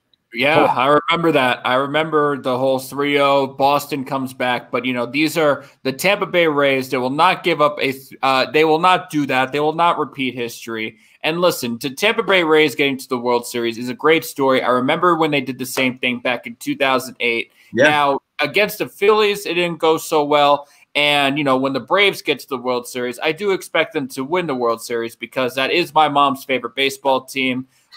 Quick story why is because the Braves won the World Series in 1995. Coincidentally, that was the year that I was born. So, a blessed year. There you go. There you go. Exactly. As a Mets fan, I could care less. Sorry. Listen, trust me. Trust me. My secondary team is the Mets, and it's been a depressing 25 years watching that team play. Yes, it has. Yes. Let's get to another juicy question right here. Not Efren Baller, Josh Allen versus Kyler Murray. This is a great question because Kyler Murray and the Cardinals are going up against my bad defense Cowboys, and Kyler Murray has been pretty money this year so far. But then on the flip side, you got Kyle Allen, who's putting up monster numbers, and they're playing the Chiefs, but they're playing in New York. I would still lean towards Josh Allen because Josh Allen is having, arguably an MVP caliber year. You can put him up in that conversation. Even going up against the Chiefs, they've been proving me and a whole bunch of other people that they can run with the big boys. See, here's the thing. Listen, I love Josh Allen and listen, I already know that the Kansas City Chiefs have had a terrible defense since 2018, 2017, 2016, the list goes on. But listen, when you get a guy named Daniel Jones and you get a Saquon Barkley not their Giants offense that somehow puts up 34 points against the Cowboys defense, Kyler Murray is going to have a field day with this Swiss cheese defense. I'm taking Kyler Murray in this game. Swiss cheese. Yeah, I'm sorry. I have to look. I've loved Josh Allen the second he got in the league. Even though as a quarterback, his passing percentage was down. I was like looking at this guy like he's a raw form of like Elway or Roethlisberger. He's going to be, and you know what? This year he's come around, but in this game, again, you guys said it. We've said it already maybe 4 times during the show. Cowboys defense, no good. Kyler Murray, plenty of weapons. I got to go Murray, and plus he can use his feet, so you can't, neglect that. Not that Josh Allen can't, but Kyler Murray a little bit quicker. And listen, I know this Cowboys defense too well. I mean, the defensive coordinator, Mike Nolan, he has been a big, he used to be on the Denver Broncos once upon a time. So, and the Niners too. The Niners. So the guy coaching on the sideline with a suit on, that was him.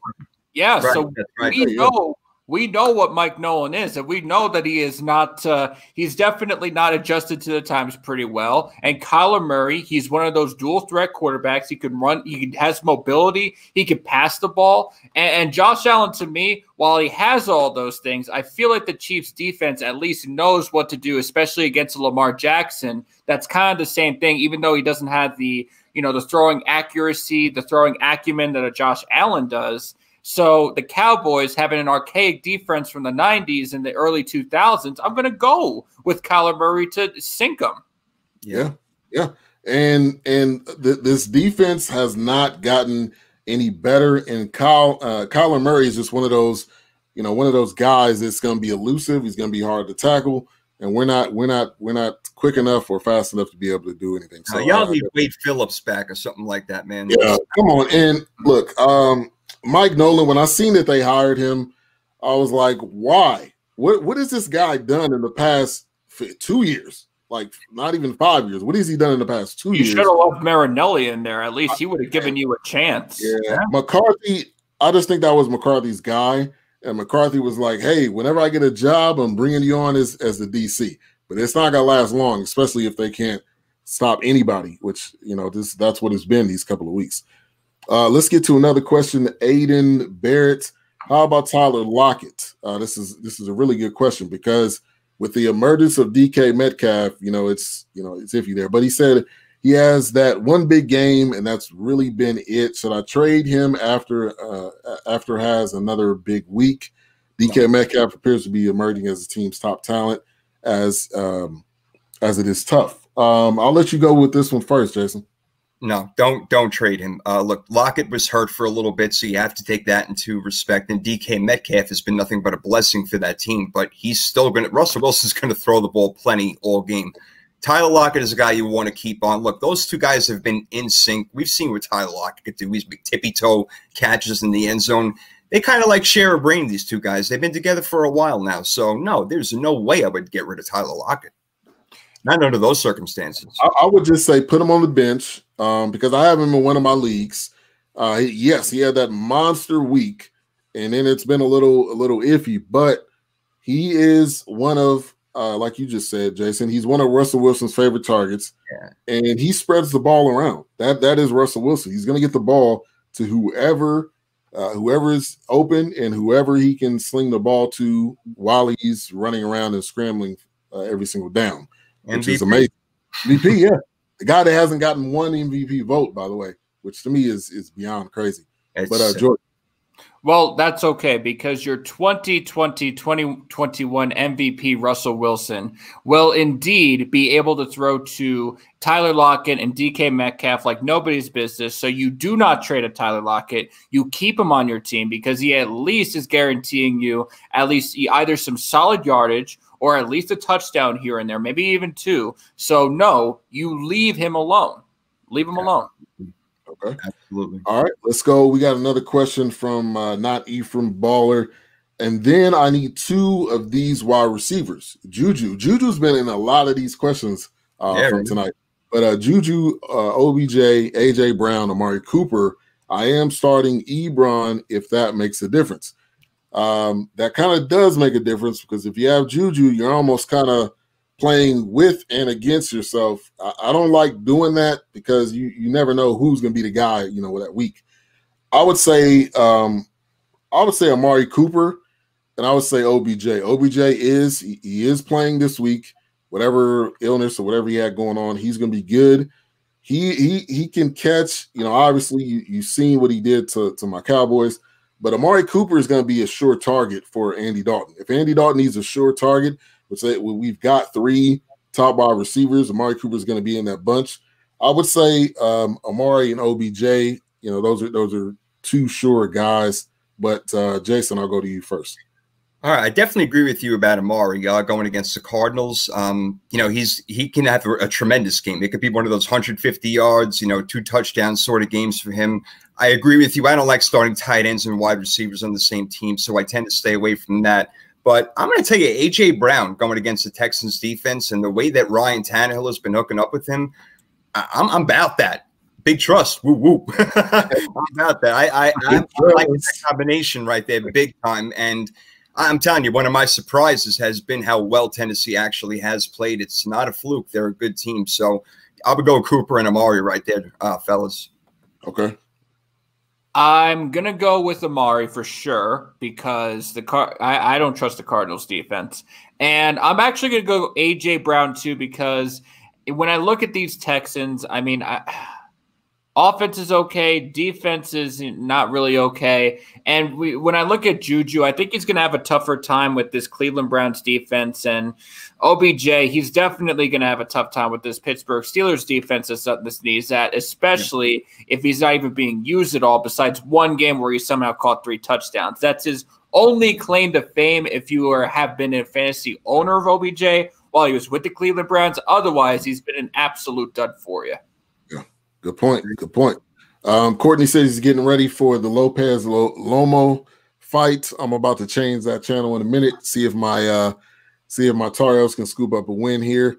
We got another question from Jake. He says, trade or keep in fantasy, CeeDee Lamb, not sure how well he will do without Dak. I'm taking this one. Keep CeeDee Lamb. This kid, it does not matter who's throwing to him. He caught this pass over the middle the other week where he knew he was going to get laid out. He still caught the ball and got up and just walked away like nothing ever happened. So I would say keep because even without Dak, Dalton's going to be looking to throw to whoever's open. He's going to be an upgrade of a bus driver, but he's going to be just a guy that's going to throw the ball to whoever's open. And CeeDee Lamb is able to get open. But Jordan, I see you kind of chomping at the bit there. I'm trading CeeDee Lamb. I don't trust Andy Dalton. Listen, he got the win against the Giants, which is very easy to do. Barely, I might add. And listen, the Cardinals defense is not a top defense whatsoever, but in my opinion, I see Andy Dalton heavily relying on Amari Cooper, not really use it, and CeeDee Lamb will get open. I will give you that, but I just don't have a whole lot of confidence in Andy Dalton to do much of anything at this point because he's still seeing ghosts from Cincinnati, if I may say so myself. So we'll see what happens, but I'm trading CeeDee Lamb. Okay. All right.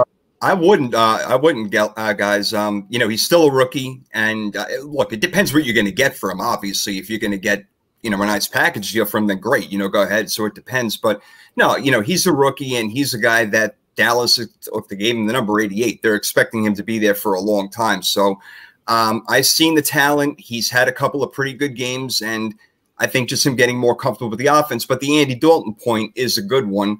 I think he's been somewhat underrated throughout his career because he's been playing on Cincinnati.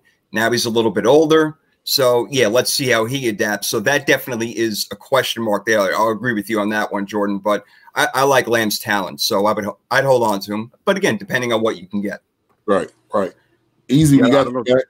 Yeah, my bad, guys. I'm home. But not exactly sure what the question was, but it sounds like if it's a keepers league or and it again depends what you get for CeeDee Lamb because I'm not that low on Andy Dalton. I feel like Andy Dalton could low key be bad news for Dak Prescott. He's a quarterback that's been in the playoffs. He's won games before, and he's not a bad quarterback. We got to remember he was a starting quarterback for a playoff team, and I don't know. Yeah, it just depends what you're getting back for CeeDee Lamb. Honestly. Okay. Yeah, you already heard my take. I would say keep. I think his talent alone is going to get him some passes.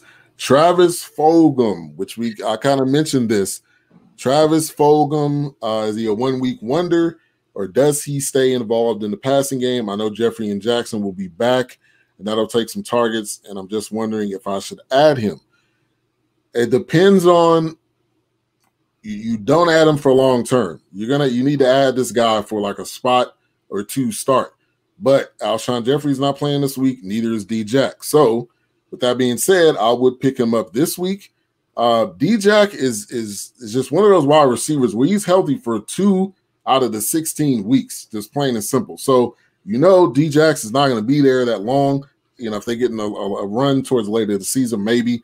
And Alshon Jeffrey has been out. So I would say pick them up, but just know it may not be long term. So you got to outweigh who you have on your roster to see if that's somebody you should pick up. With this one, guys, I honestly wouldn't pick him up. Not even for this game. They're going against the Ravens, so I don't see a whole bunch of points coming out of this dude, or really too many other guys on the Philly offense, to be honest with you. So, nah, don't pick him up. Find somebody else. I got a couple of guys for you, some sleepers, if we're going to get into that later. But yeah, I got a few other better ones. I wouldn't go there, fellas. I have to agree with Jason on this one. I mean, listen, the Baltimore Ravens defense is nothing to sneeze at. And Carson Wentz, we've seen him struggling this year. Now, part of it's his fault. Part of it is that he doesn't really have any help whatsoever. But I don't trust him to do a whole lot against this Ravens defense. And I'm not picking up Fulgham in this game. Absolutely not. All right, Eazy, you want to add on to that? Yeah, I'm in agreement there. You got those two guys coming back eventually. And the Ravens defense, that was probably the biggest key point, right? Like for the Ravens defense,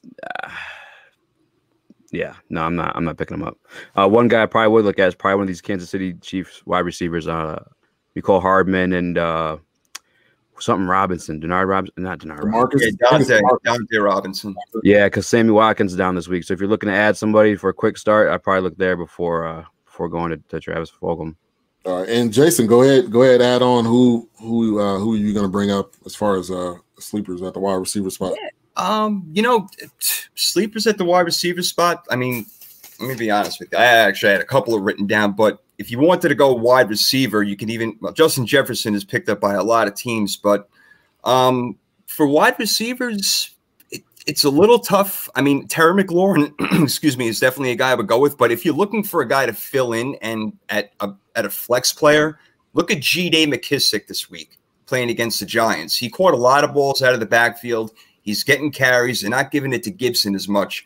So I kind of like that deal. And you know what? If Cam comes back, he was throwing the ball to N'Keal Harry. I wonder if they can get anything done over there. That's a good point. N'Keal Harry is definitely, and I got him on one of my teams. And I would even look at Cole Beasley, maybe. I mean, Cole Beasley is projected to get something, and Brown, I think it's Josh Brown or John Brown, hasn't been very dependable because he's been injured kind of off and on.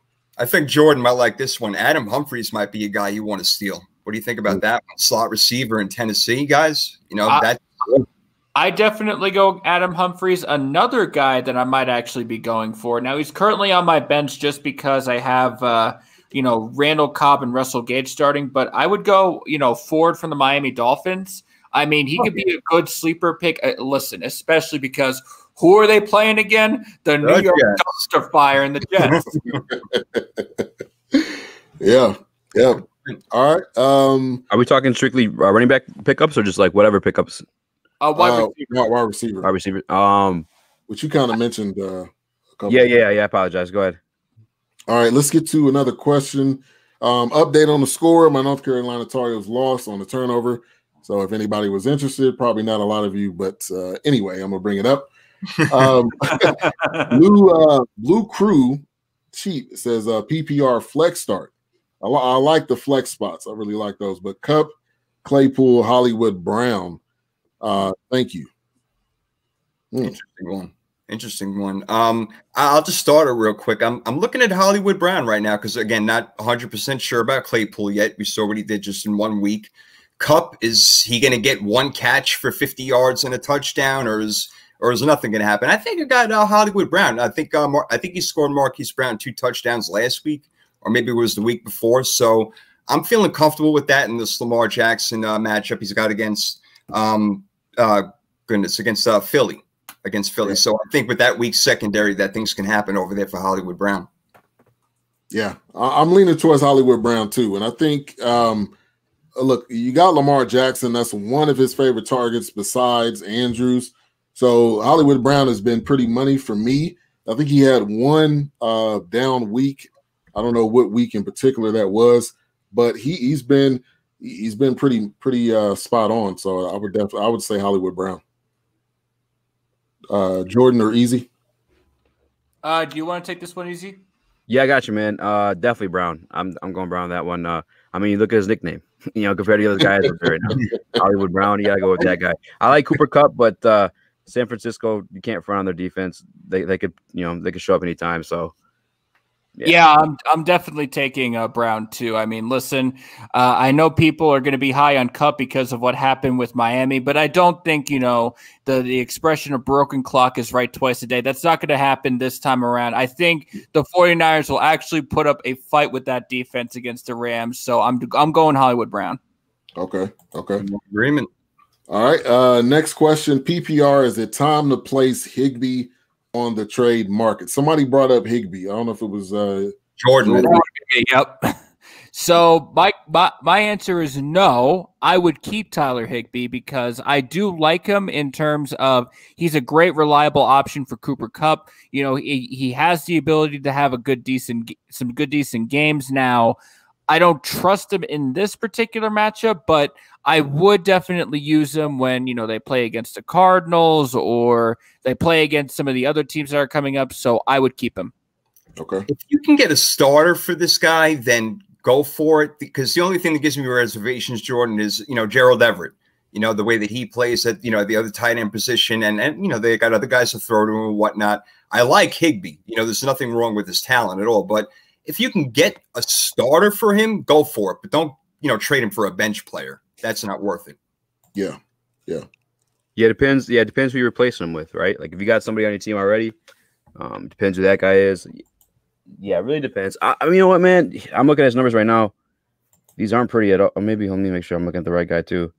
They're not pretty at all. He had that one big game. Maybe you could drop him, but it also depends who you put. These are ugly ass numbers, bro. You can trade them. Go ahead.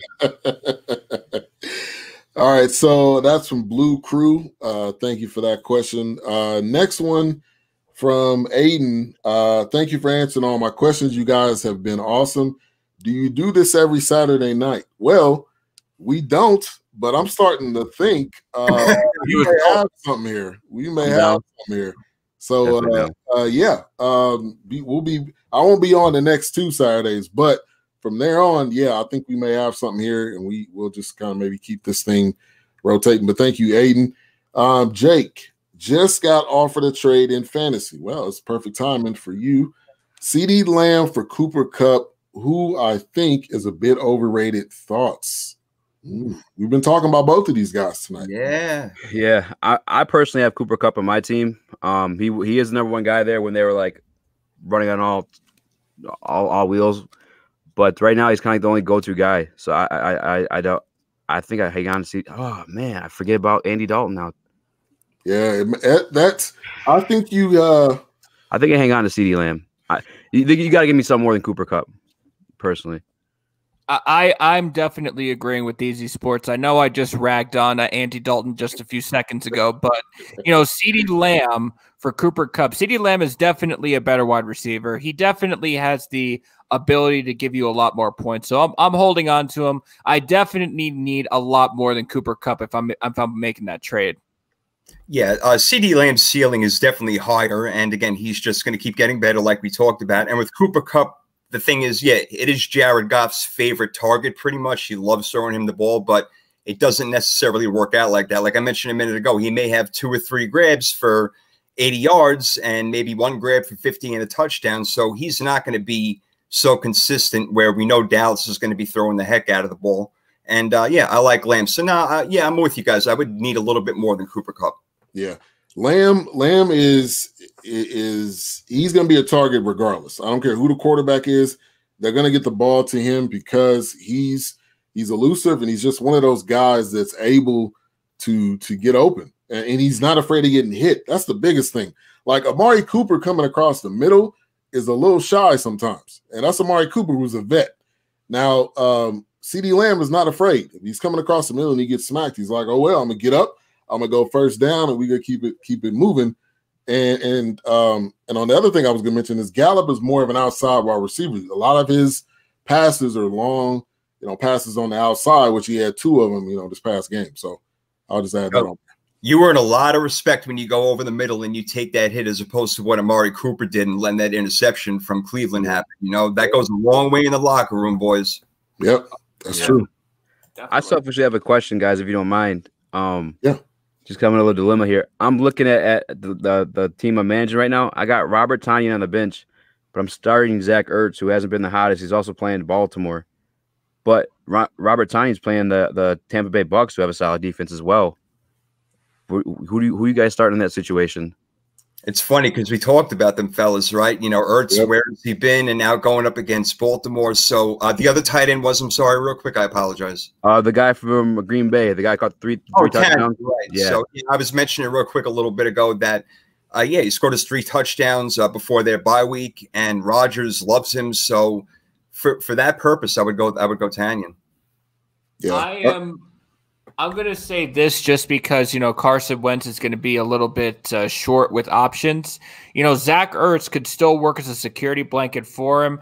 Now, the Ravens, as much as we talk about them being a good defense, they, can give some points out to the tight end. So I'm actually going to keep Zach Ertz in this situation. In fact, I do have him starting in one of my fantasy leagues. Okay. Yeah, I would go in the direction of Tonyan. Ertz has 1 touchdown this year. 1. His highest points in the ESPN league was 7. And not to mention, they do have so many injuries, but it looks like Fulgham is Carson's favorite target by far. And Ertz, in fantasy, it depends on how many touches you get, and I don't see him getting that many. So, and it may even get worse, when Alshon and D-Jax, if D-Jax ever comes back. Oh, it'll get better. Yeah. Pointing tight ends in the league this year. Kind of like Cooper Kupp when all wheels were going over there in LA, when they had other weapons, he was that man, right? I think that's Ertz's situation. Yeah, man, I'm stuck on that one, man. I currently have Ertz in, but yeah, I think I might leave it that way. I'm not sure. We're split on the board, man. And well, I wish you luck whichever way it goes, bro. I appreciate that. So we talked about some surprises. Anybody have any more questions? You can definitely put those on Facebook or YouTube. We talked about some surprises. Let's talk about some disappointments from each one of you guys. I'll kick it off. Number one, my man, drawing a blank on his name right now. Let me go to my roster. My man AJ Green, man, what is going on? Like, this is not a season where he's injured, and the dude had zero. He had one target last week, didn't get any catches at all. So that's my number one. Zach Ertz, which we already mentioned, would be another one. Let me see. Kenyon Drake has been a little bit too up and down for me, especially someone to be owned in 98% of Yahoo leagues. And let me go to my other league, some other disappointments. I would say a huge disappointment has been the injuries. I mean, the injuries has been a disappointment for everybody. No doubt about that. But those are a couple I had. Eazy, I'll go to you. What are some disappointments you had? So the league, the team that I'm managing right now, that I'm extremely disappointed in, and I should have seen this coming from my own personal beliefs in Tom Brady, but I'm really disappointed in him, man. This guy, he has so many damn weapons over there. You know what I'm saying? There's not an excuse for you, with the weapons you have. Huge disappointment. How do you guys feel about dropping him right now and catching? I see Jerry Jeudy's floating around my waiver wires right now. Should I drop Tom Brady for? Let's see. I just saw that. Sorry. I'd pick up Jerry Jeudy. Yeah, I just. But then again, I'm biased. Yeah, he's a Denver fan. Huh? Yeah, he's a Denver fan. He would say that. I would say. Yeah, Tom Brady disappointment for me though too. Yeah, I would say don't drop him though. I think that because of the weapons he has, that's a kind of a blessing and a curse. But the weapons that he has, he's gonna have monster weeks. The problem is, it's a matter of, do you start him that week or not? That's going to be the problem. He's a little bit of a roller coaster ride at this part in his career. You think he has multiple pick sixes? That's rare, especially from Brady. Yeah. Rare. Fucking forget his fourth down. What's going on over there? You getting all the damn vegan ice cream, fucking messing him up. Anybody else want to mention on disappointments this year? Yeah, I'm gonna say this right now. Carson Wentz has been a huge disappointment for me. I mean, I thought he was gonna take the next big step, especially because he had that season last year where he rallied with his team. I mean, listen, he had a playoff game, got a dirty hit in by Jadeveon Clowney. I don't care what you call it, that was a dirty play, and he has just not looked the same this year. He's had maybe one good game, maybe a couple of good games here and there, but definitely not enough. And this was the guy I picked. I've used Joe Burrow from the Bungles a lot more than I have Carson Wentz. So that should tell you something about the disappointment I have in this guy. Yeah, I hear that. Yeah, I had disappointment right there. Yeah. Oh, I'm sorry, I didn't mean to cut you off, but yeah, I'm with that. Wentz is on my list. Matt Ryan, we talked about him. You know who else, guys? For as high as he was drafted, Lamar Jackson is not putting up the points that he should be for a guy who was drafted in the first round. Very good point. Yeah. So that's, I don't want to go ahead and call it a bust, obviously. The guy's an amazing player, but he has not been doing what he's supposed to. Talking about tight ends. Yeah. I'm sorry, B.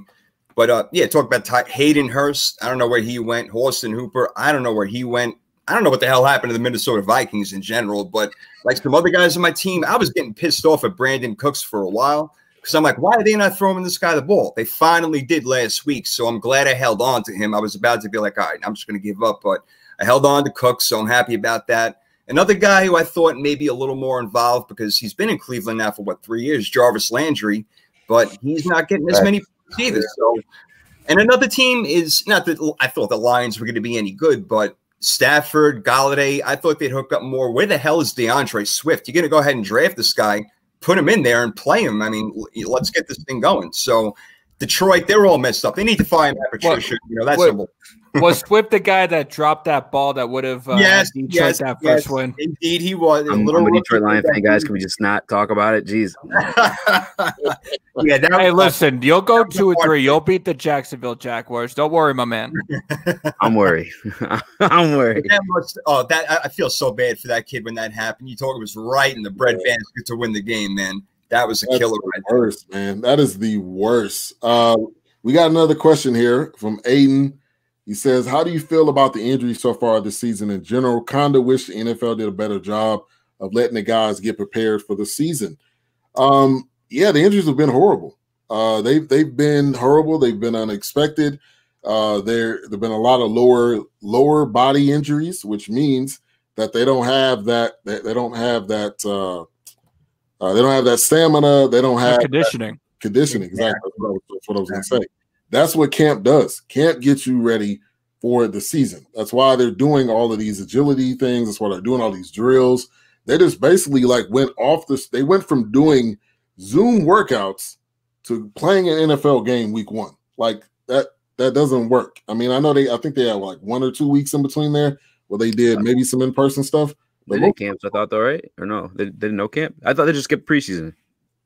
Yeah, they skipped preseason. Well, you're right. They had some get-togethers, some minor camps. You know what the thing that bothers me about this whole thing is that they had from March on to figure something out and didn't follow anything with any bubbles or any sort of – they're like, oh, we're the NFL. We're just going to bust through this thing and everything's going to be all right.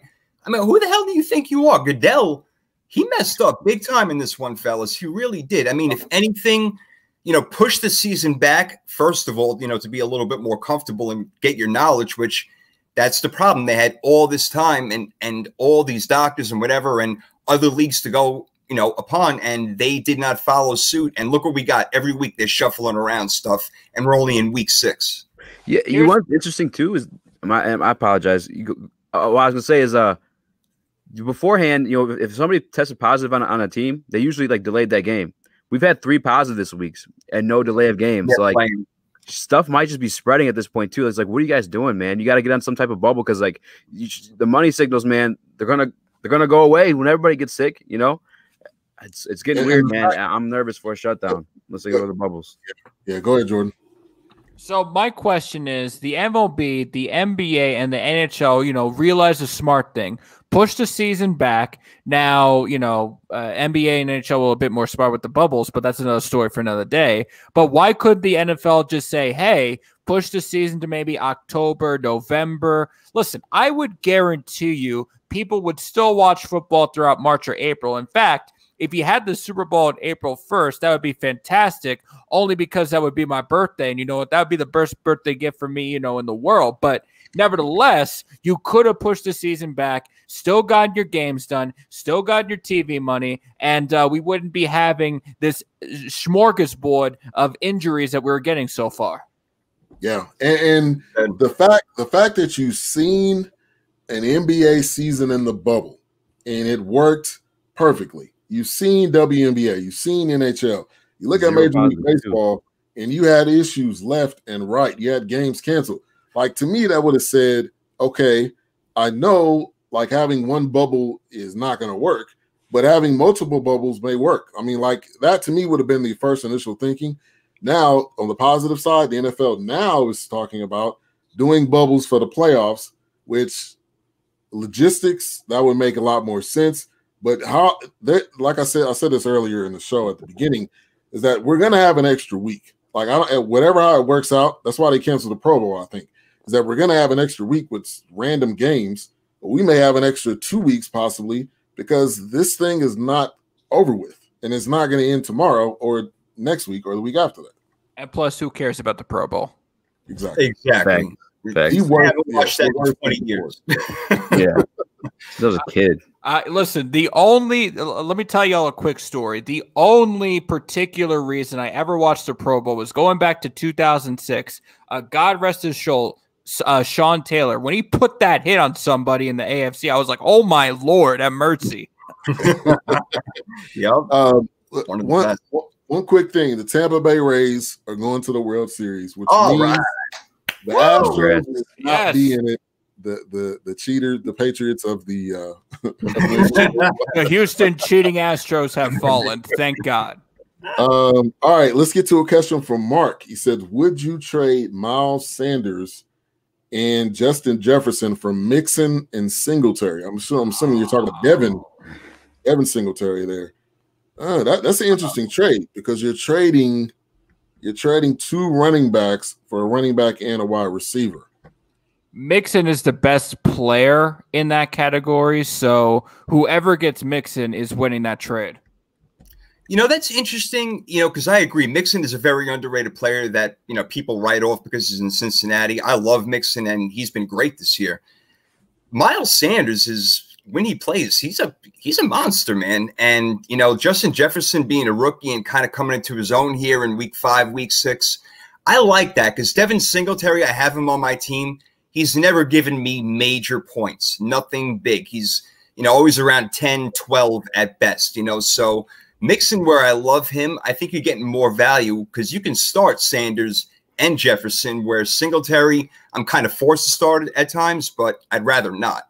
That's kind of my knowledge behind that. But I agree with you. Mixon is probably the best player in this group here. But just given the trade, yeah, you got 2 starters there in Miles Sanders and Justin Jefferson. I kind of like that. Yeah, Singletary is not a lock at all. He's a very up and down. And Josh Allen is one of those that's going to be throwing the ball around. It's not a run first offense. So Zach Moss is coming back too, and they like to give him the ball on the goal line, which is a killer for Singletary owners. Right. True. Eazy, you want to add on it? Yeah. I'm looking at numbers right now, and Miles Sanders' numbers rival Mixon's this year, other than Mixon's one big game 2 weeks ago. So I personally, I feel like Justin Jefferson, and especially with Kirk Cousins' struggles and them the Vikings not being that well, they're kind of jumping back. He's due to have a big game, any game. You know what I'm saying? He's one of those guys who can go off on any just long yardage, touchdowns. I feel like it's Justin Jefferson. But looking at the numbers for Miles Sanders compared to Mixon right now, I probably hang on to those two if you're that side of the trade. I'm not pulling the trigger on that one. Coupled with the fact with what my man said about doubling up on the running backs, kind of being forced. Yeah, I'm good. Yeah. All right. Let's get to another question from Aiden. He says, in one of my leagues, I drafted Saquon, bummer, Drake, and Chubb. So I feel that I've been almost ripped off the first 2 rounds. You definitely have. I'm sure I'm not the only one that has been frustrated by injury. I mean, you're right. Like, yeah. I drafted Saquon the first pick, and I'm like, yes, finally I got a real running back. And then he gets injured, and immediately I'm in scramble mode. But I was able to get Mike Davis, so that worked out for me. But yeah, running backs have been a huge problem, and I don't know how long Chubb's out, but Chubb was supposed to be one of the best, fantasy and just running backs in the league this year. Well, the 49ers just killed me, in general. I mean, I had Raheem Mostert, I had George Kittle. I picked those boys because I thought they were going to have a good year. And then, when they got, I guess the Jets did something right in terms of just, taking away the 49ers' chances of being a Super Bowl contender. Not to pick on you, my guy, Jason, but, but I mean, it's just a terrible scenario. And, the injuries have killed a lot of people. And again, it goes the way back to, conditioning, the fact that this season should have been pushed back a month before, a month. We should be starting in October. This shouldn't have been the second month, but, we're seeing the price right now. And this is not going to be the end of the injury news. I definitely expect, unfortunately, more and more injuries to pile up as we continue here. Yeah. No doubt. And look, you think about the major guys that aren't there. I got Michael Thomas on one team. I played him for 1 game. I'm waiting for this dude to get back. Devontae Adams. People are salivating over this guy to get back. He's a first, second round pick, depending on how many guys you got in your league. And then just having Barkley out from the beginning. Nick Chubb now. I mean, CMC. I picked Cortland Sutton. Cortland Sutton. Sure. Coming into I had him too. Yeah, it's okay. Actually, a lot of guys. Kills me. Kills me in more ways than just fantasy, by the way. Yeah. And that's the thing. There are big players that have gone out and that have been out, but, it makes way for other guys to show their face and, make a name for themselves.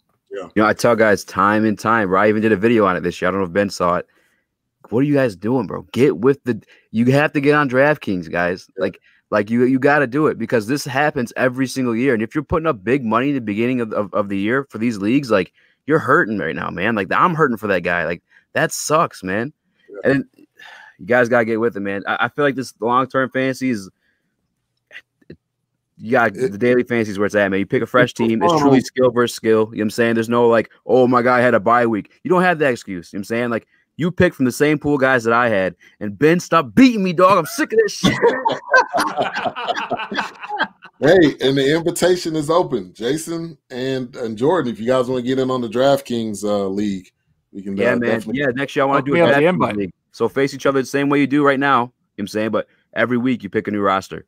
And I love that. I love that because I do daily fantasy draft, especially obviously Sunday, and then I'll do the Monday to Thursday version of the thing. So I love the 1 week fantasy. It's great. Yeah. It's great. Yeah. We got a question from Derek. Oh, go ahead, Jordan. No, I will say if we do the DraftKings Fantasy League and I'm ever playing Jason, we'll really see who the king of New York is. Oh, let's go. See, all right. You guys can put Brad up in your matchup. You know what I'm saying? You guys could literally put up $10. You know what I'm saying? I'm facing you this week. Put $10. Put your money where your mouth is. You from New York. Right, get on a couple of zeros, bro. All right. Yeah. It's not Jason. I'm not answering your phone call. Like, you know what I'm saying? Like, get your money right away, too. Let's go. We got a question from Derek Wardell. Is Matt Ryan done this year? He's been trending in the wrong direction. Let me bring up his numbers in the Yahoo League. First week, 32.9. Second week, 39.5. Third week, 15.4. Fourth week, 12.4. Fifth week, 7.94. He's done this year, bro. Yeah. Now, the thing is, though, I think mentally with players, when their coach gets fired, the person that, I don't know, the team might have thought was holding them back or whatever, that sometimes gives them a little bit of unction. You talk about like J.J. Watt, he was so excited they got a win. You talk about Deshaun Watson, they got their first win after their coach was fired. This could kind of be that same situation. So I think he's done, as far as this may be his last year. But I think he's going to pick it back up. He's definitely had a down week last week, though, for sure. I'm just going to reference the Instagram post from T.I. Put Matt Ryan on a 1 train ticket to elsewhere. Yeah. I didn't realize his numbers were this bad. Yeah. Matt Ryan, look, he's got weapons, so you can't blame that. You can't blame having Julio Jones, Calvin Ridley, and Devontae Freeman when he was doing his thing, and now Todd. Look, you said it, Jordan, earlier. They're probably going to be getting Trevor Lawrence, man, the way that things are going. So Matt Ryan's not done with the NFL. He's going to land somewhere. I pray to God it's not my 49ers, but he's going to land somewhere. So he'll play for a few more years. But I think with Atlanta, this is it, man, because they're going to have a high draft pick. They're going to take Justin Fields even. Why would they not take him? So, and who else may emerge? So, yeah, I think Matt Ryan's done in ATL, but he'll be playing somewhere else. We'll see. Probably for Jacksonville. And then the thing is, Arthur Blank, I think it was Arthur Blank or somebody that was an executive was like, I'm not sure on Matt Ryan at all. Yep. So if he says that, there could be a tanking for Trevor. Hashtag tanking for Trevor. I think Blank said that. I think the owner said that specifically, that he wasn't sure about Matt Ryan. And when the owner says that, you're in trouble. Especially Arthur Blank, because that dude loves his players. So when he says something like that, yeah, he means it. He's a businessman at the end of the day. So I agree. Atlanta's got a cutthroat business. It is, man. Thanks. We got a question from Mark, which I think this may be pretty appetizing for Eazy. Start Stafford or Fitz? Fitz magic against the Jets. This is not. I don't care that Stafford is going to be playing the Jacksonville Jaguars. They're pretty terrible too, but the Jets, come on, get Fitz in there right now. Do it right now. I don't even know. Don't stand around and just get Fitz in there right now. Put it in your board. There you go. There you go, Eazy. Exactly, just like that. Yeah. Go ahead. Yeah. No, go ahead. Stafford's pretty good at letting me down here, man. So, and if Fitz magic literally goes off at any moment. And the New York Jets defense, as good as they have been in the past, they're not that this year. And Denver had a second string quarterback put it on them. We put 35 points. The Denver Broncos did with he didn't even have a full week to start. Ripien did. He had like a couple of days, figured out he was a starter, and still put up 35 points against this team. If this guy could do it, then Fitzmagic could do something, especially if he was able to do that. And I hate to pick on you again, my guy, Jason, but if he could do that against the 49ers, you're in good hands if you have Fitz. I don't think you hate to pick on me because you had said that like 4 or 5 times. Listen, the door keeps opening for me. What do you want me to do? I just get the questions I have to answer. You know, I got to be direct. Yeah, as a lifelong Lions fan, Stafford's let me down enough to let you know to not give him the chance. Don't do that to yourself, man. Don't let him hurt you. Yeah, I've already said it. I'm Fitz all the way with this one. Even though I think Stafford will have a good game, if Fitz, just look at me what happened with my freaking 49ers in San Francisco last week. 37 points tore us up. So I ain't got nothing, man. Yeah. Shout out to Roma, a.k.a. Mocha Bella. She's a frequent listener and supporter. She says, you're exactly right. I got Lamar Jackson on my fantasy football, and he's sure not bringing me points. And you're right. Yeah. Winning games, but yeah, fantasy-wise. Aiden says there are serious injuries too. You guys have guys like Saquon and Dak who have potential career-altering injuries because of Goodell's stupidity. We all saw what happened to Gurley after his knee injury, and Dak.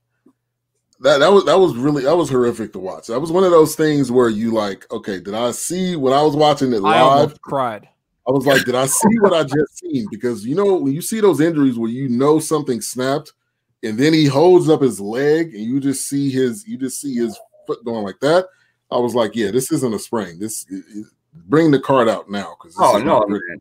His leg went the complete opposite direction, fellas. As soon as I saw that, I mean, I almost lost everything that I ate for lunch, man. Yeah, that was scary. And I'm not a Cowboys fan at all, as you guys know, but I feel terrible for that guy, especially given the circumstances with the contract and everything. I will say this. I will say, and I'm sorry to interrupt you, Eazy Sports, but I will say this. The last time I saw a horrific injury like this was when, not to bring back basketball, but Paul George in that particular injury, and he was somehow able to come back. So there definitely is hope for Dak Prescott. Sure. Yeah. Dak could come back. But you know what I saw when I saw that injury?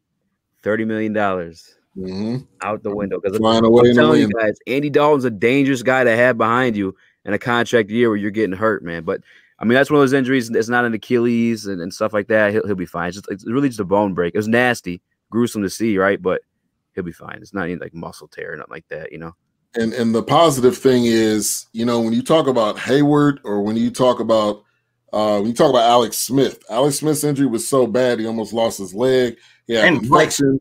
Yeah, I mean, he had so many things going on after that. Dak had the surgery. He's already recovering. He's already home, so he's not still in the hospital. So, on a positive note, he's already trending to recovery. So I think that's going to be a positive thing. Now it's going to be the mental part though, because he lost his brother this year, and then you got the injury, and then you don't have a contract, so you still are going into negotiations. Like the contract thing is not even settled yet.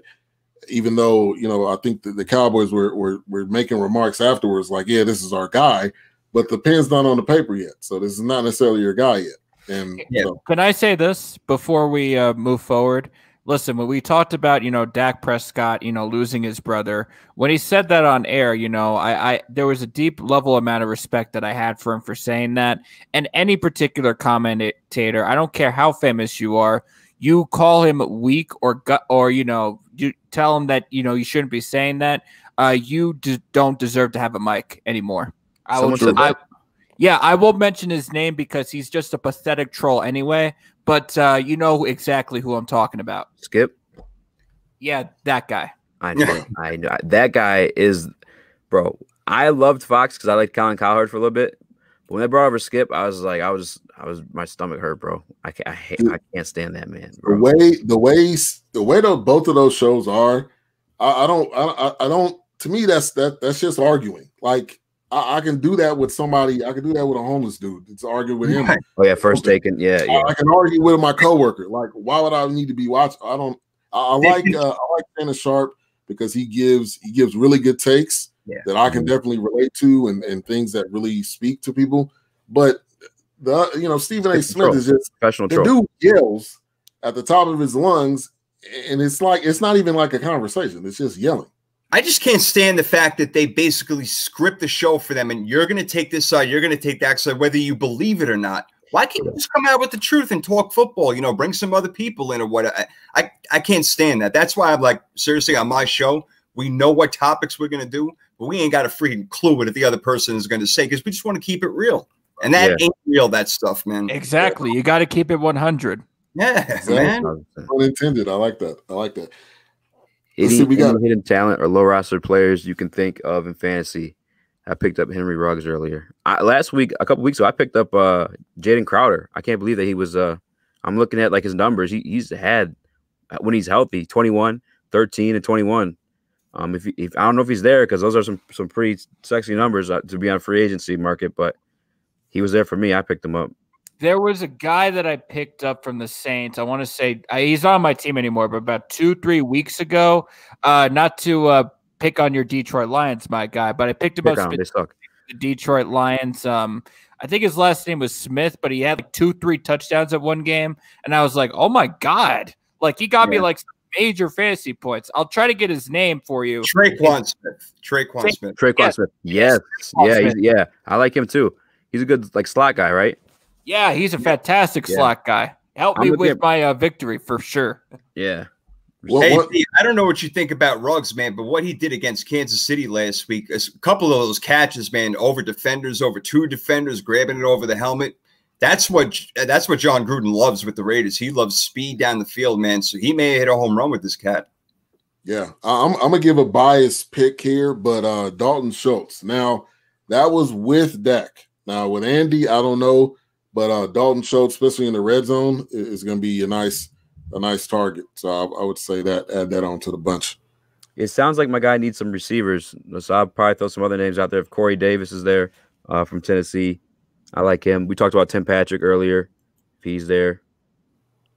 Yeah, I mean. Definitely. Grabbing Adam Humphries like we talked about if you can. T. Higgins, if he's available for Cincinnati. I like T. Higgins a lot too. Yeah. You know, that's a good way to go. You know, there's some other guys like if, you know, I know the Patriots got like a wheel of running backs they're running around, but I think this Damian Harris kid is going to be their guy. So if he's available in your league for a running back, grab Damian Harris, man. He's going to be a killer.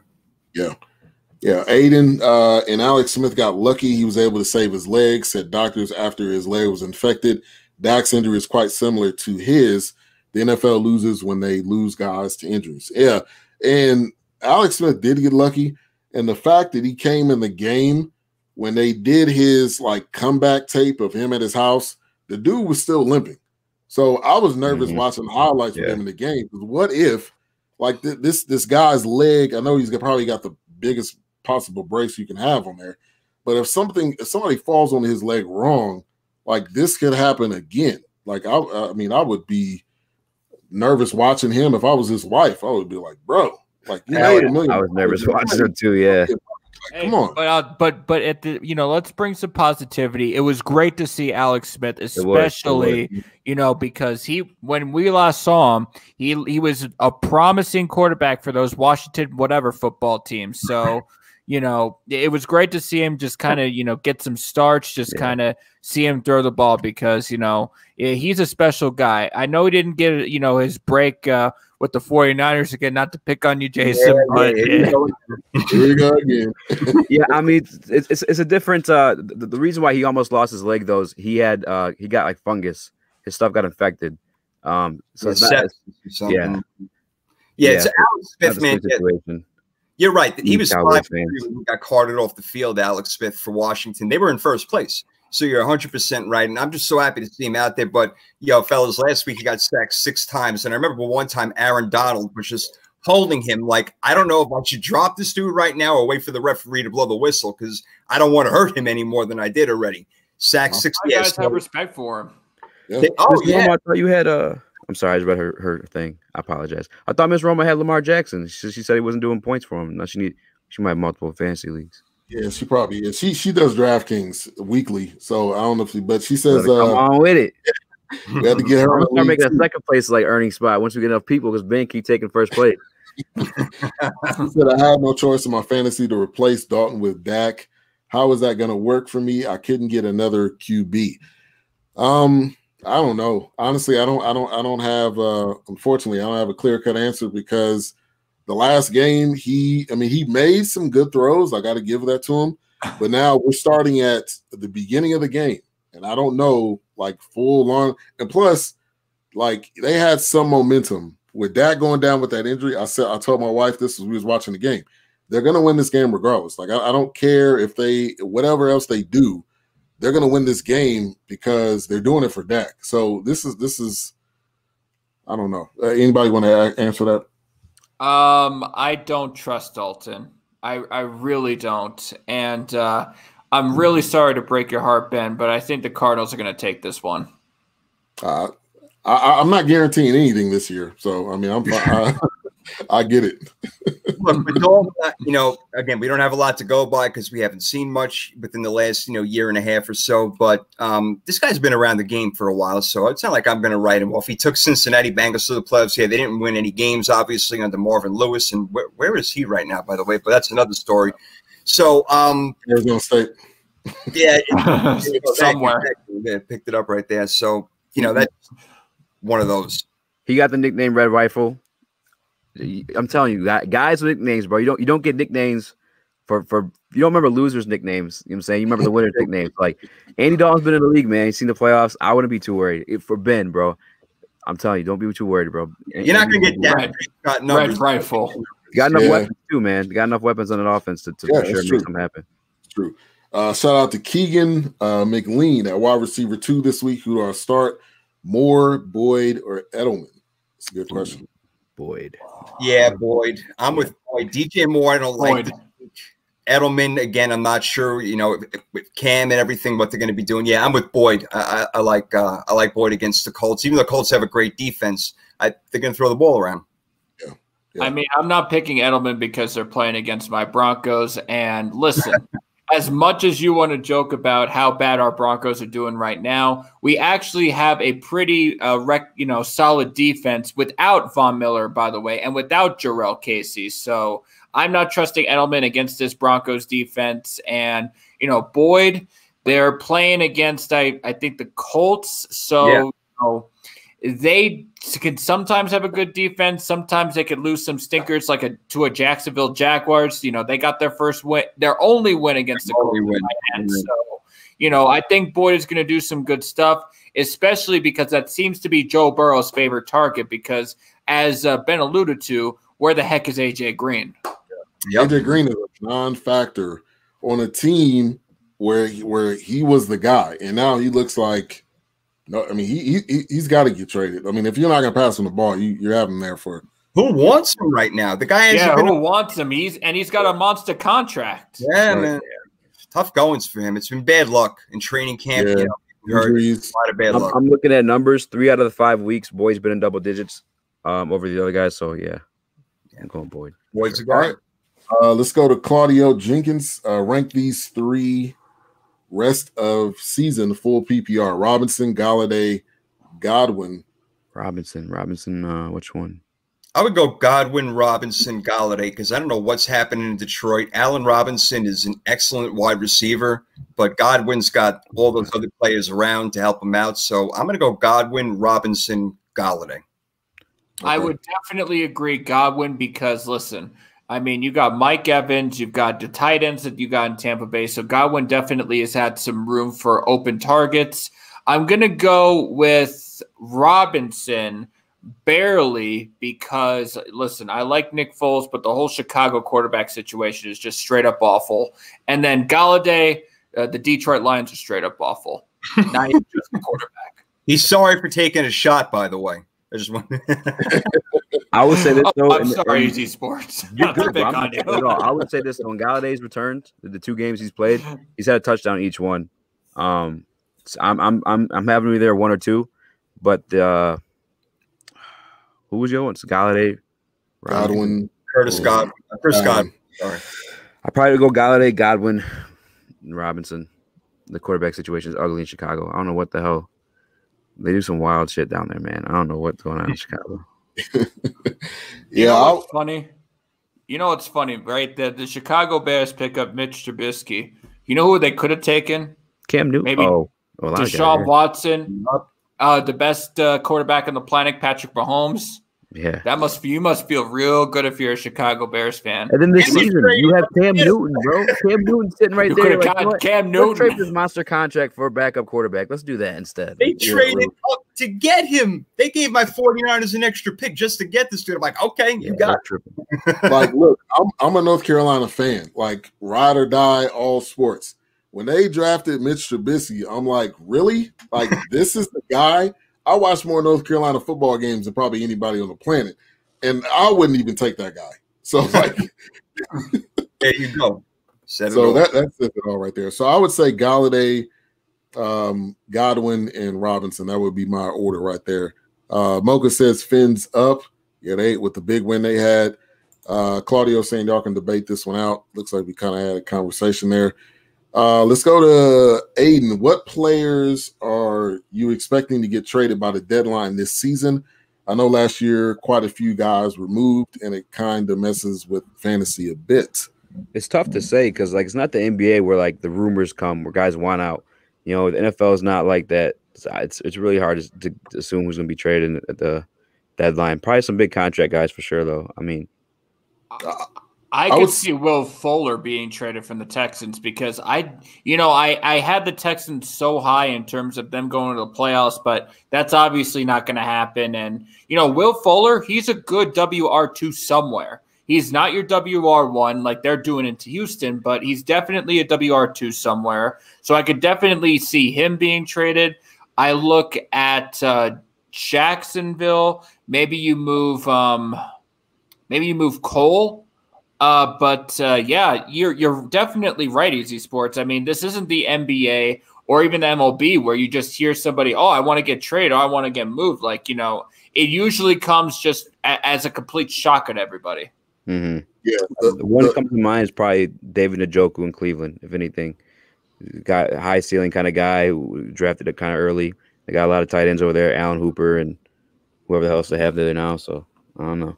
I think maybe to avoid paying Joe Mixon more money, that's a possibility for a team who may be looking for another running back because Cincinnati's, moving into this new regime. They're probably going to look to get, rookie running backs coming up in the draft. So he may be a viable guy out there that you can grab again for Cincinnati, who's not going to make the playoffs for a couple of seasons, where Joe Mixon can help out a team who just needs a running back. Yeah. I will say, if we weren't picking on Detroit, if we weren't picking on the Jets, if we weren't picking on the Washington whatevers, we need to get Mike Brown out of Cincinnati. He's a terrible owner. Yeah.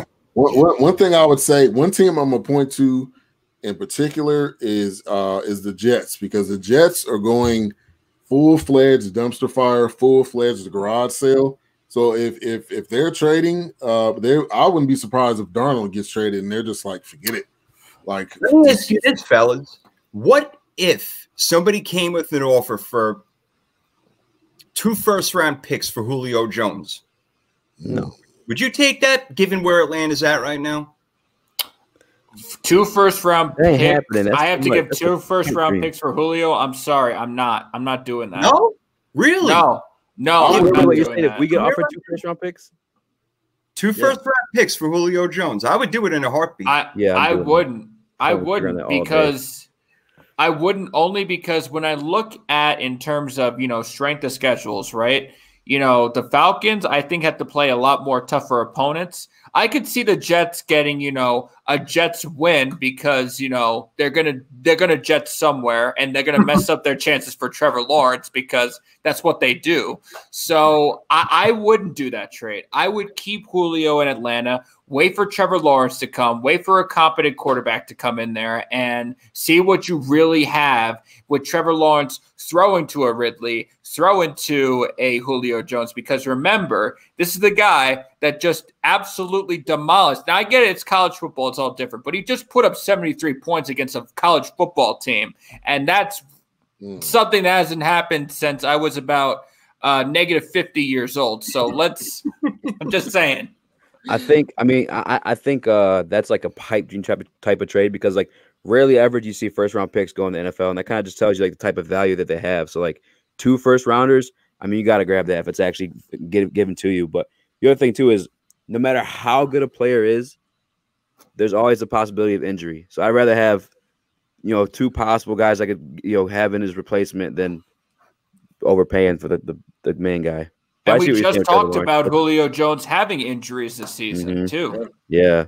It's every year. I mean, honestly, it's either his hamstring or his ankle every year.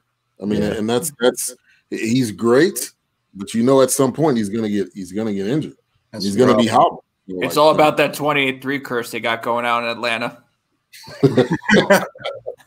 True. Aiden says Zeke will get more touches on check down passes, and he will get more carries as Dalton adjusts in the starting row. I think Zeke could easily be the best fantasy back for the rest of the season. I agree. I agree with that. I agree. I do too. Yeah, I think that's a great point. He will get more checkdowns. There's no doubt about it. The best throughout I don't know if he'll be the number one, but he's going to be up there. And Zeke is a guy you want to play every week. There's no question. Oh yeah. What about Jerry Jeudy this week? We did touch on him. Not this week. Not against the Patriots. I like Jerry Jeudy, but that's Bill Belichick. I would start Jerry Jeudy. Don't listen to him. He's a Denver fan. No, you know what? I'm going to be honest. I actually would too. If you're going to look for a guy to get the ball to on that team, because Melvin Gordon's out, so they're going to rely on Philip Lindsay, which may be a little sneak pick that you want to pick up there. I don't know. You got something to say, Jordan? Go ahead. And remember, Brett Ripien's favorite target was Tim Patrick. Now that Drew Lock is coming back, he loved Jerry Jeudy, especially when you talk about what he was doing with Tennessee, what he was doing with Pittsburgh before Garrett Bowles let him get injured. So I would expect now Jerry Jeudy to get a few more targets. And listen, we talk about the Patriots. What they do is they don't allow you to score points. What they do allow you to do is bend them. So you can get some receiving yards against the Patriots. So, and you can get, especially if you're in a PPR league, I could expect Jeudy to get a few more receptions too. And Bill Belichick always takes away your number one guy and maybe your number two guy if he can. I don't know if he's going to concentrate on Jerry Jeudy that much, which may make him, more available and open. So I like him this week, actually. Yeah. Hey, guys, who was the defensive MVP last year? Stephon Gilmore not playing. He's not playing? I don't think he's COVID. Oh, okay. That changes things. He's still, that's another reason why. Okay, yeah, Stephon Gilmore still out. That changes things for sure. But, that definitely changes the things. But, I guess depends what you got. I see your guys' point. Still got the McCourty brothers back there. They're very good defense. But, we'll see who Belichick wants to take away on that offense this week. Yeah. Let's Claudio Jenkins. We were talking about Allen Robinson, Galladay, and what was the other wide receiver? Godwin. He said, just to play some devil advocate, Allen Robinson is leading the NFL in targets with 11.8 per game and has not gotten less than 90 yards with Foles. It's a good point there. But the quarterback position is still iffy, though. That's with Foles. Like, who knows if Trubisky's not going to play again this year? Like, they're like doing, quarterback by committee almost. If Foles starts to play bad, I wouldn't be surprised if they put Trubisky back in there. For the people asking about Jerry Jeudy, Stephon Gilmore was at practice this week. He's off the COVID list. Doesn't say nothing if he's for sure playing, but I would be mindful of that. Rookie wide receiver versus, like, reigning defensive MVP. Sure. I'm just saying, for fantasy-wise. Long-term wise, I like Jerry Jeudy. This week, I don't know. Or would he cover Tim Patrick? So, we'll see. That's a good point, too, yeah. We'll see. But either way, I'm sorry. What was this question that they had? I was just reading that. He didn't have a question. He was basically just talking about, the three guys that he wanted us to rank. He says, also, my concern with Godwin is that I feel he could be hot and cold since Brady could favor Evans one day and Godwin the other. One thing I say, though, because he doesn't have an arm like anymore. If you say he used to have whatever, he might be throwing to Godwin a lot, in slants and little deacon dunks. So PPR, I like Godwin. Me too. Yeah. Historically, it seems Brady likes to spread the ball around. He does. But this is a different situation, though. This isn't the Patriots. Now, I still think he is, but who knows who that guy's going to be each week? Like, there's not – I don't think there's a guarantee. There's not a guarantee. Right? I feel like with Godwin back, too, we see a lot more, like, bubble screens and stuff like that, Yeah, Julian Edelman ain't on this team, so we know that he ain't getting the ball every single time. So, yeah, I think he spreads it around a little bit more. Yeah, I really do. And to your point, Eazy, Newton and Gilmore are both off reserve COVID lists, just so you know. Mocha, I'll put Claypool on my fantasy this week. Is that good or bad? We did kind of touch on that. It's a gamble. I don't think it's bad, but you're right. It's a gamble. It's kind of because Juju's still there, and they're going to be blanketing on Claypool. I guarantee you this week. It's not good or bad. Just you puff your chest out and be like, "Look, ha." Make your point. Scared as hell. They definitely ain't going to get that same performance, but you never know. You never know. Yeah, Claypool, I'm still going to actually keep my bench this week and wait for consistency. I like that. Yeah. I got to see a few games. Yeah, I am keeping Claypool on the bench, and then to go back to the earlier comment, Newton and Gilmore coming back. It doesn't matter. Broncos will still win that game. I don't want to hurt your feelings, but I'm not picking on you. Hey, listen, I get it. Listen, 99% of America is going to disagree with me. So, but I will die on this hill. It's okay. We got a question from Mark. Would you start Mixon, Gibson, or David Johnson? Mixon in a heartbeat. It's Mixon for me also. Gibson's not getting the touches. David Johnson's not getting it done, and they're going against Tennessee. So Tennessee is what's the no for me on David Johnson. So wait. Mixon's playing the Colts this week? Yeah. Yes. David Johnson. Colts got a solid defense this year. They do, but Mixon, he's a hell of a player, and Joe Burrow's going to throw the ball. They're going to mix it up. I like Mixon. And David Johnson is playing against the Titans, and David Johnson's just been an absolute disappointment this year, so there's no way I'm taking him. Yeah. I'm about to pull up the numbers real quick then for you. For who's this asking? Mark. Ooh, David Johnson's double digits every week except for week 2. But small double digits. That's the problem. Small Mixon, double. Yeah. You want your running back to grab you like 20 points, not 10. Yeah. Let's see Mixon. Let me pull up Mixon. Yeah, I'll pull up Mixon. Gibson's just a guy who you don't know how many touches he's going to get. I mentioned J.D. McKissick before, and I think that he's going to get a lot of touches. He's pretty average in touches, but it's tough. He has 3 double-digit games. 2 of them being small double digits, like you're talking about with David Johnson. But he has a huge game against Jacksonville, but that's Jacksonville's D. So it's like I might go David Johnson. Honestly, you can't trust Washington. I'm sorry. I don't care. Absolutely not. You don't trust the Washington whatevers. Absolutely not. Let's get to your boy Drew. Minshew, Brady, Matt Ryan, or Kirk Cousins. Oh shit! He said a lot of them. He said, "Good stream, appreciate that." You must be doing DraftKings. Yeah, follow us all on YouTube too, please, guys. You trying to get monetized in this mofo? I was upgraded the studio finally, man. I got this thing I never used to have. Man, every Saturday I'm down. Hey, I said it a few times the show. Go with Kirk Cousins. They're playing the freaking Atlanta defense. Matt Ryan, I got nothing to get for him right now. And Minshew, whatever. I'm Kirk Cousins. I am going with Kirk Cousins only because even if Matt Ryan has a good game, the Atlanta defense will find a way to blow that particular lead or find a way to even give up more points. Thus, Kirk Cousins will definitely have a good day against his Falcons defense. Totally. Yeah, I know earlier I said Matt Ryan, but I wasn't able to look at his numbers because I was driving. And after reviewing them, the review on the play, the review on the field, I'm probably gonna go with Kirk Cousins because everybody's been snapping in the Atlanta defense, and I like Justin Jefferson this week too. Yeah, I'm actually gonna go with Brady. I think this is a matchup that he's gonna show up for. You're playing Aaron Rodgers. You want to ball out this game. If there's a game that you want to ball out in, it's this one. And I know all those others are good.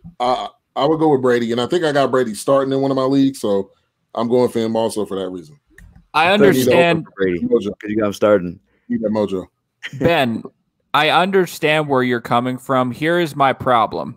You know, I did pick the Buccaneers to upset the Packers this week, but this Packers defense is not the Packers defense from when Mike McCarthy was the head coach. They're actually a lot better. So I really don't understand where I really don't understand where, you know, how Brady is going to have a good day when I know that Kirk Cousins can really screw up this Atlanta Falcons defense that hasn't proven a dang thing to anybody. Kurt is up and down. I don't trust any of these. I honestly I don't trust any of them. But if I had to pick one, goddamn one, hell no. No, Ben, you know what, though? I'm going to back you up a little bit with this Brady thing over here. I think it's going to be a really high-scoring game, and, yeah, there may be a couple of rushing touchdowns, but I can see him throwing for 3 touchdowns. He might throw a pick, which has been accustomed to him now, but he's going to be in the spotlight. It's in Tampa, and Brady's got something. This is only the 3rd time that Rodgers and Brady are playing each other, man, so they both got something to prove to each other. So I think Brady will step up, but I'm still leaning toward Cousins in this game. Mark with the hardest. That's a hard question, man. Mark, I can't say that last name, but he has Crowder, Boyd, or Brown. I feel like you start at least Brown and Crowder. I mean, whatever receivers you have, but damn, start all 3 of them if you can. Yeah, to be honest, I mean, we've been talking about Boyd. I guess he's talking about AJ. Yeah, he's going against that tough Colts defense too. I don't know. Yeah, I wonder if it's Crowder playing. I'm going to say in terms of defensive strength, you start Brown.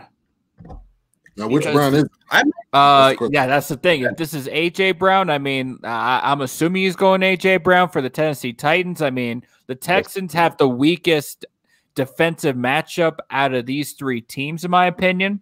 So, again, that's it. Now, if it's somebody else, if it's Hollywood Brown, then I would change my answer to Crowder, because Miami would be the second weakest defense. And I go with Crowder for another reason, fellas, also, you know, upon the Miami defense as well. But even though he's the only guy that they're throwing to, he still gets it done. I mean, this guy's catching 7-8 balls a game for 77, 100 yards, scoring a touchdown. He's getting it done every single week. He's really safe play, being the fact that him and Berrios are the only 2 guys that are going to see the ball the whole game. Yeah, I was trying to pull up Brown's numbers to like compare them, but yeah, I'd probably pick between Brown or Crowder. And I like Boyd a lot, but he's also playing that tough defense, and obviously he has a rookie quarterback. So quarterback, tough defense, not really usually a good mix. And listen, Jason, I didn't even know they had a guy named Berrios for the Jets. I can only name you 2 players from the Jets right now. And he's talking about Hollywood. Marquise Brown? Oh, Crowder. So he's talking about Hollywood. He's talking about Hollywood? Yeah. We talked about it before. Game. My bad, man. Let's go, Mocha. What about Teddy Bridgewater? I got him on DraftKings this week. I like that. I like it. I think it's going to be a defensive struggle, in my opinion. I mean, the Bears defense plays really, really tough. Now, granted, I think the Panthers are going to win that game against Chicago, but it's not going to be your high-scoring game. It's going to be like in my opinion, like a 20-10 victory or something. And I think Teddy Bridgewater may give you a touchdown, maybe throw a pick somewhere, but I just don't trust him in this game.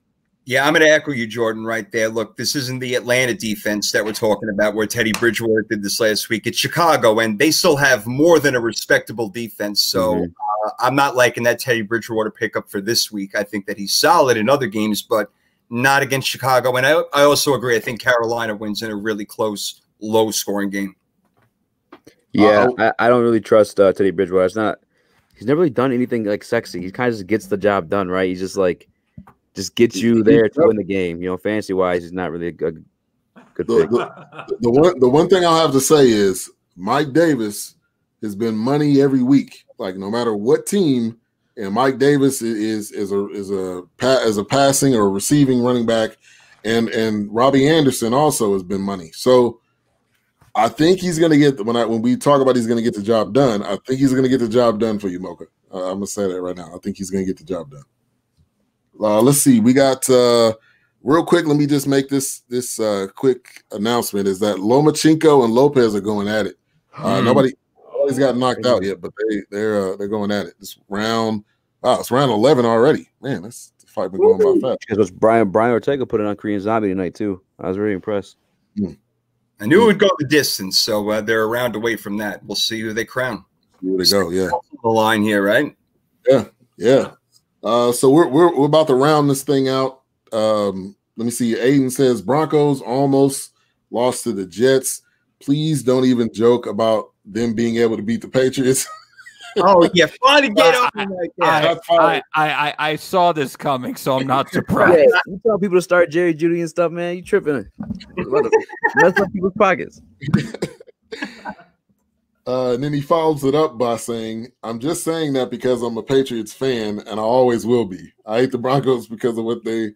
Manning and Demaryius Thomas, and they were pretty damn good. So. Wow, that's a lot of disrespect for Von Miller, but I'll save that for another day. Yeah, I'm about to say, you better hate Von Miller. He was getting in there. Man, he is king of the strip sacks. Like, that is Mr. Strip Sack. Anytime he gets near that ball, I don't know if he's got long arms or what it is, but the ball's going to come out. And see, here's the thing. Like, we're missing Von Miller potentially for the season. And yes, did we have the greatest defensive game against the Jets? No. But I would say that first off, 6 of those points came from a pick 6 because Brett Rypien decided to throw it to the other team late in the game. But that's another story for another day. But we still have a pretty good defense. We're only giving up, maybe 10 to 20 points a game. I mean, look, we talked about Tennessee earlier, blowing out the Buffalo Bills. When Denver played them, we only gave up 16 points. The only thing I probably say every week with the Patriots is they're kind of like one-dimensional, where they don't really have any receivers for Cam Newton. You know what they're going to do, right? They're going to try and pound it down your throat one way or the other, either Cam or the running backs, and catching you off guard with passing in there. I don't know. Yeah, it's possible. Yeah. No. And also, it's not a traditional Patriots team. Obviously, you don't have Tom Brady there, but it's just different. I mean, I'm expecting Cam to do his thing, and it's going to be different than what we've seen before. But also, he is leading the team in rushing yards. That is not going to work to success. So I don't know what their plan is, going forward, but that is not going to equal you. I don't think wins, going forward. Yeah, that's why I say pick up that dude, Damian Harris. He's going to run the ball, maybe Rex Burkhead sometimes, but that's another thing. You just never know who they're going to make their featured guy. James White. Running backs on the Patriots that's not a fantasy pick. You need to move on immediately. True. But man, great show, man. Great show tonight. We will definitely be doing this again.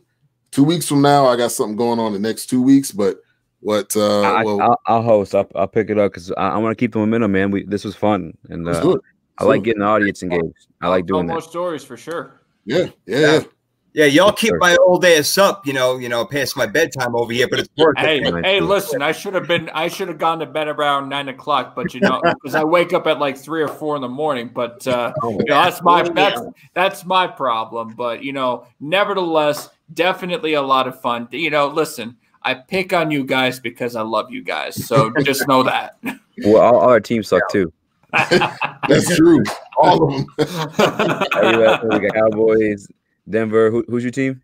Oh, baby. 49ers, man. You know what? You got the best team out of the bunch. At least you went to the Super Bowl, man. You got injuries. There you go. You know what I'm saying? We don't have that. More to come. More. Yeah. We should definitely be doing it, guys. I had a great time. This has been awesome. Yeah. Let's do it every week. I'm down. I'm here. So I do this every Saturday night, regardless. So yeah, let's keep this. You guys want to hop in one of these DraftKings one of these weeks, or this week, or whenever? If you want to lose money, I mean, that's up to you. Hey, listen. I'll take all of y'all's money. It's all right. Hey Ben, add them to the group chat. Okay, cool. It's on Instagram. So, are you on Instagram, Jason? I am, but I barely pay attention to it, man. I just go all through Twitter. My old ass can't handle all this stuff, man. I can't be going through all these things. See, that's so funny. That's so funny, Jason, because I got the Facebook, I got the Instagram. What I don't have is the Twitter. Oh, really? Twitter. You got to start. I'm gonna add you. I'm gonna add you in, Jason. You can be the fourth one for this one. We can run another one too. We can just lower the. I mean, shit. Yeah, I'm down. I got y'all want to lose some money? I got money in the bank. I got money in the money in the bank. But thank you everybody for tuning in. Thank you all the comments, the questions, man. It was enjoyable, man. We almost went 3 hours, so that's a good thing, especially on a Saturday night where we got everything going on. But didn't even feel like 3 hours. I know. That's what I'm saying. Man, I know. I'm saying that means you're having a good time. And Mocha says she wants to get in. So Mocha, I'll add you to the group. I know she's queen of DraftKings. She's there every single week. That's dope. All right, one more before we get out of here, real quick. Graham, I think he asked us already. Graham, Ebron, or Hurst? I said Graham. Yeah, I think I got Ebron. Yeah. Okay. Yeah, I went with Ebron also. There was something similar, maybe, but I'm with Ebron on this one. Who was Hurst? That's not coming to mind. Hayden Hurst. From where? From Atlanta. Atlanta. Oh, Ebron. Exactly right. Exactly. Yeah. All right, your boy Drew. Thank you for tuning in. You guys have a great. Yeah. Hey, make sure you subscribe to everybody too. Everybody listening, man. Eazy, Speak Eazy Sports. Jordan, you on yeah, so I'm not on YouTube yet. I'm hoping to get a YouTube done with Desmond Lawrence, Leo Rydell for our Keeping It 100 podcast, hopefully soon. We are starting up season 2. We just ended season 1 last Sunday, so season 2 is going to be bigger and better than ever. I am doing bonus episodes. You can follow the Keeping It 100 podcast on Spotify, Spreaker, iTunes, Google Podcasts, basically any particular streaming platform that you guys have. You can type in Keeping It 100 podcast, follow us there. We have a Facebook page. You can follow me personally on Jordan Rosario on Facebook, Instagram, Keeping It 100_podcast. My Instagram handle is Jordan Rosario 8097 if you'd like to follow me personally. Ben, this has been a fantastic live stream. We will definitely do this again. I will definitely tell more stories with everybody, and it's been a blessing. Thank you. Definitely. And I just added the link to Speak Eazy Sports, so the YouTube link you see right there. Click on that, subscribe, keep it in 100. And then Jason, let us know where your links and where you guys are. Yeah, B, thanks so much, man. This has been amazing. What a great show. And listen, 3rd and 3 podcast. I have as much fun on that with my peoples, The Real Deal, Damian Adams.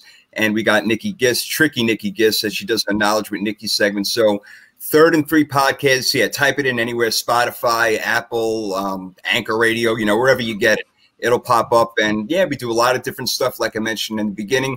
If you want to hit me up, it's basically just Twitter, @SportsProfit1. That's the number 1. And the profit is not like for money gain, it's prophecy, because I see into the future and I already know what's going to happen with all the games. So that's why you want to follow me. Hit me up over there, and I'm always going to follow back. But also check out the 3rd and 3 podcast Wednesday nights. All right. Well, that is it. And it looks like Lopez. Lopez. Oh, shit. Woo. And he did a backflip in the ring. Wow. They were scrapping too. That 12th round, they were still like going at it. That was man. Glad I missed that fight. They fight all 12 rounds, man. Hard the 12th round still. Wow. All right. Well, you guys have a good night. Thank you for coming on. Thank you for all the comments. Man, this was dope. Yeah, we'll just continue this thing going. Oh yeah. Link in the description. Hit that follow button or subscribe, and we'll definitely be back. All right. Thanks to the listeners, man. A lot of questions. That was cool. Yeah, I mean, honestly, I was like, the audience engaged for sure. Yeah. Appreciate the participation, y'all. Yeah. Thanks for helping out. All right. Y'all have a good night or morning. Right, see you, gentlemen. See you on the DraftKings streets. Oh, you got it. Running them pockets. I'm gonna make a killing off of y'all boys. It's gonna be fun. You better start saving up, man. Don't get into that savings bank. Just save up a little extra on the side for Uncle Jay over here. I'm about to put the money. Any listeners too? If you follow us on Instagram, we got a group chat. We're just telling BS3 Radio. Follow me there. Send me a message. I'll add you to the group. Also, Speak Eazy Sports. Jordan Rosario is on Instagram, and then we got the links. Sports Profit 1 on Twitter. And yeah, we'll definitely keep this thing going, man. No doubt about it. No doubt. Right. Thanks a lot. Appreciate it, fellas.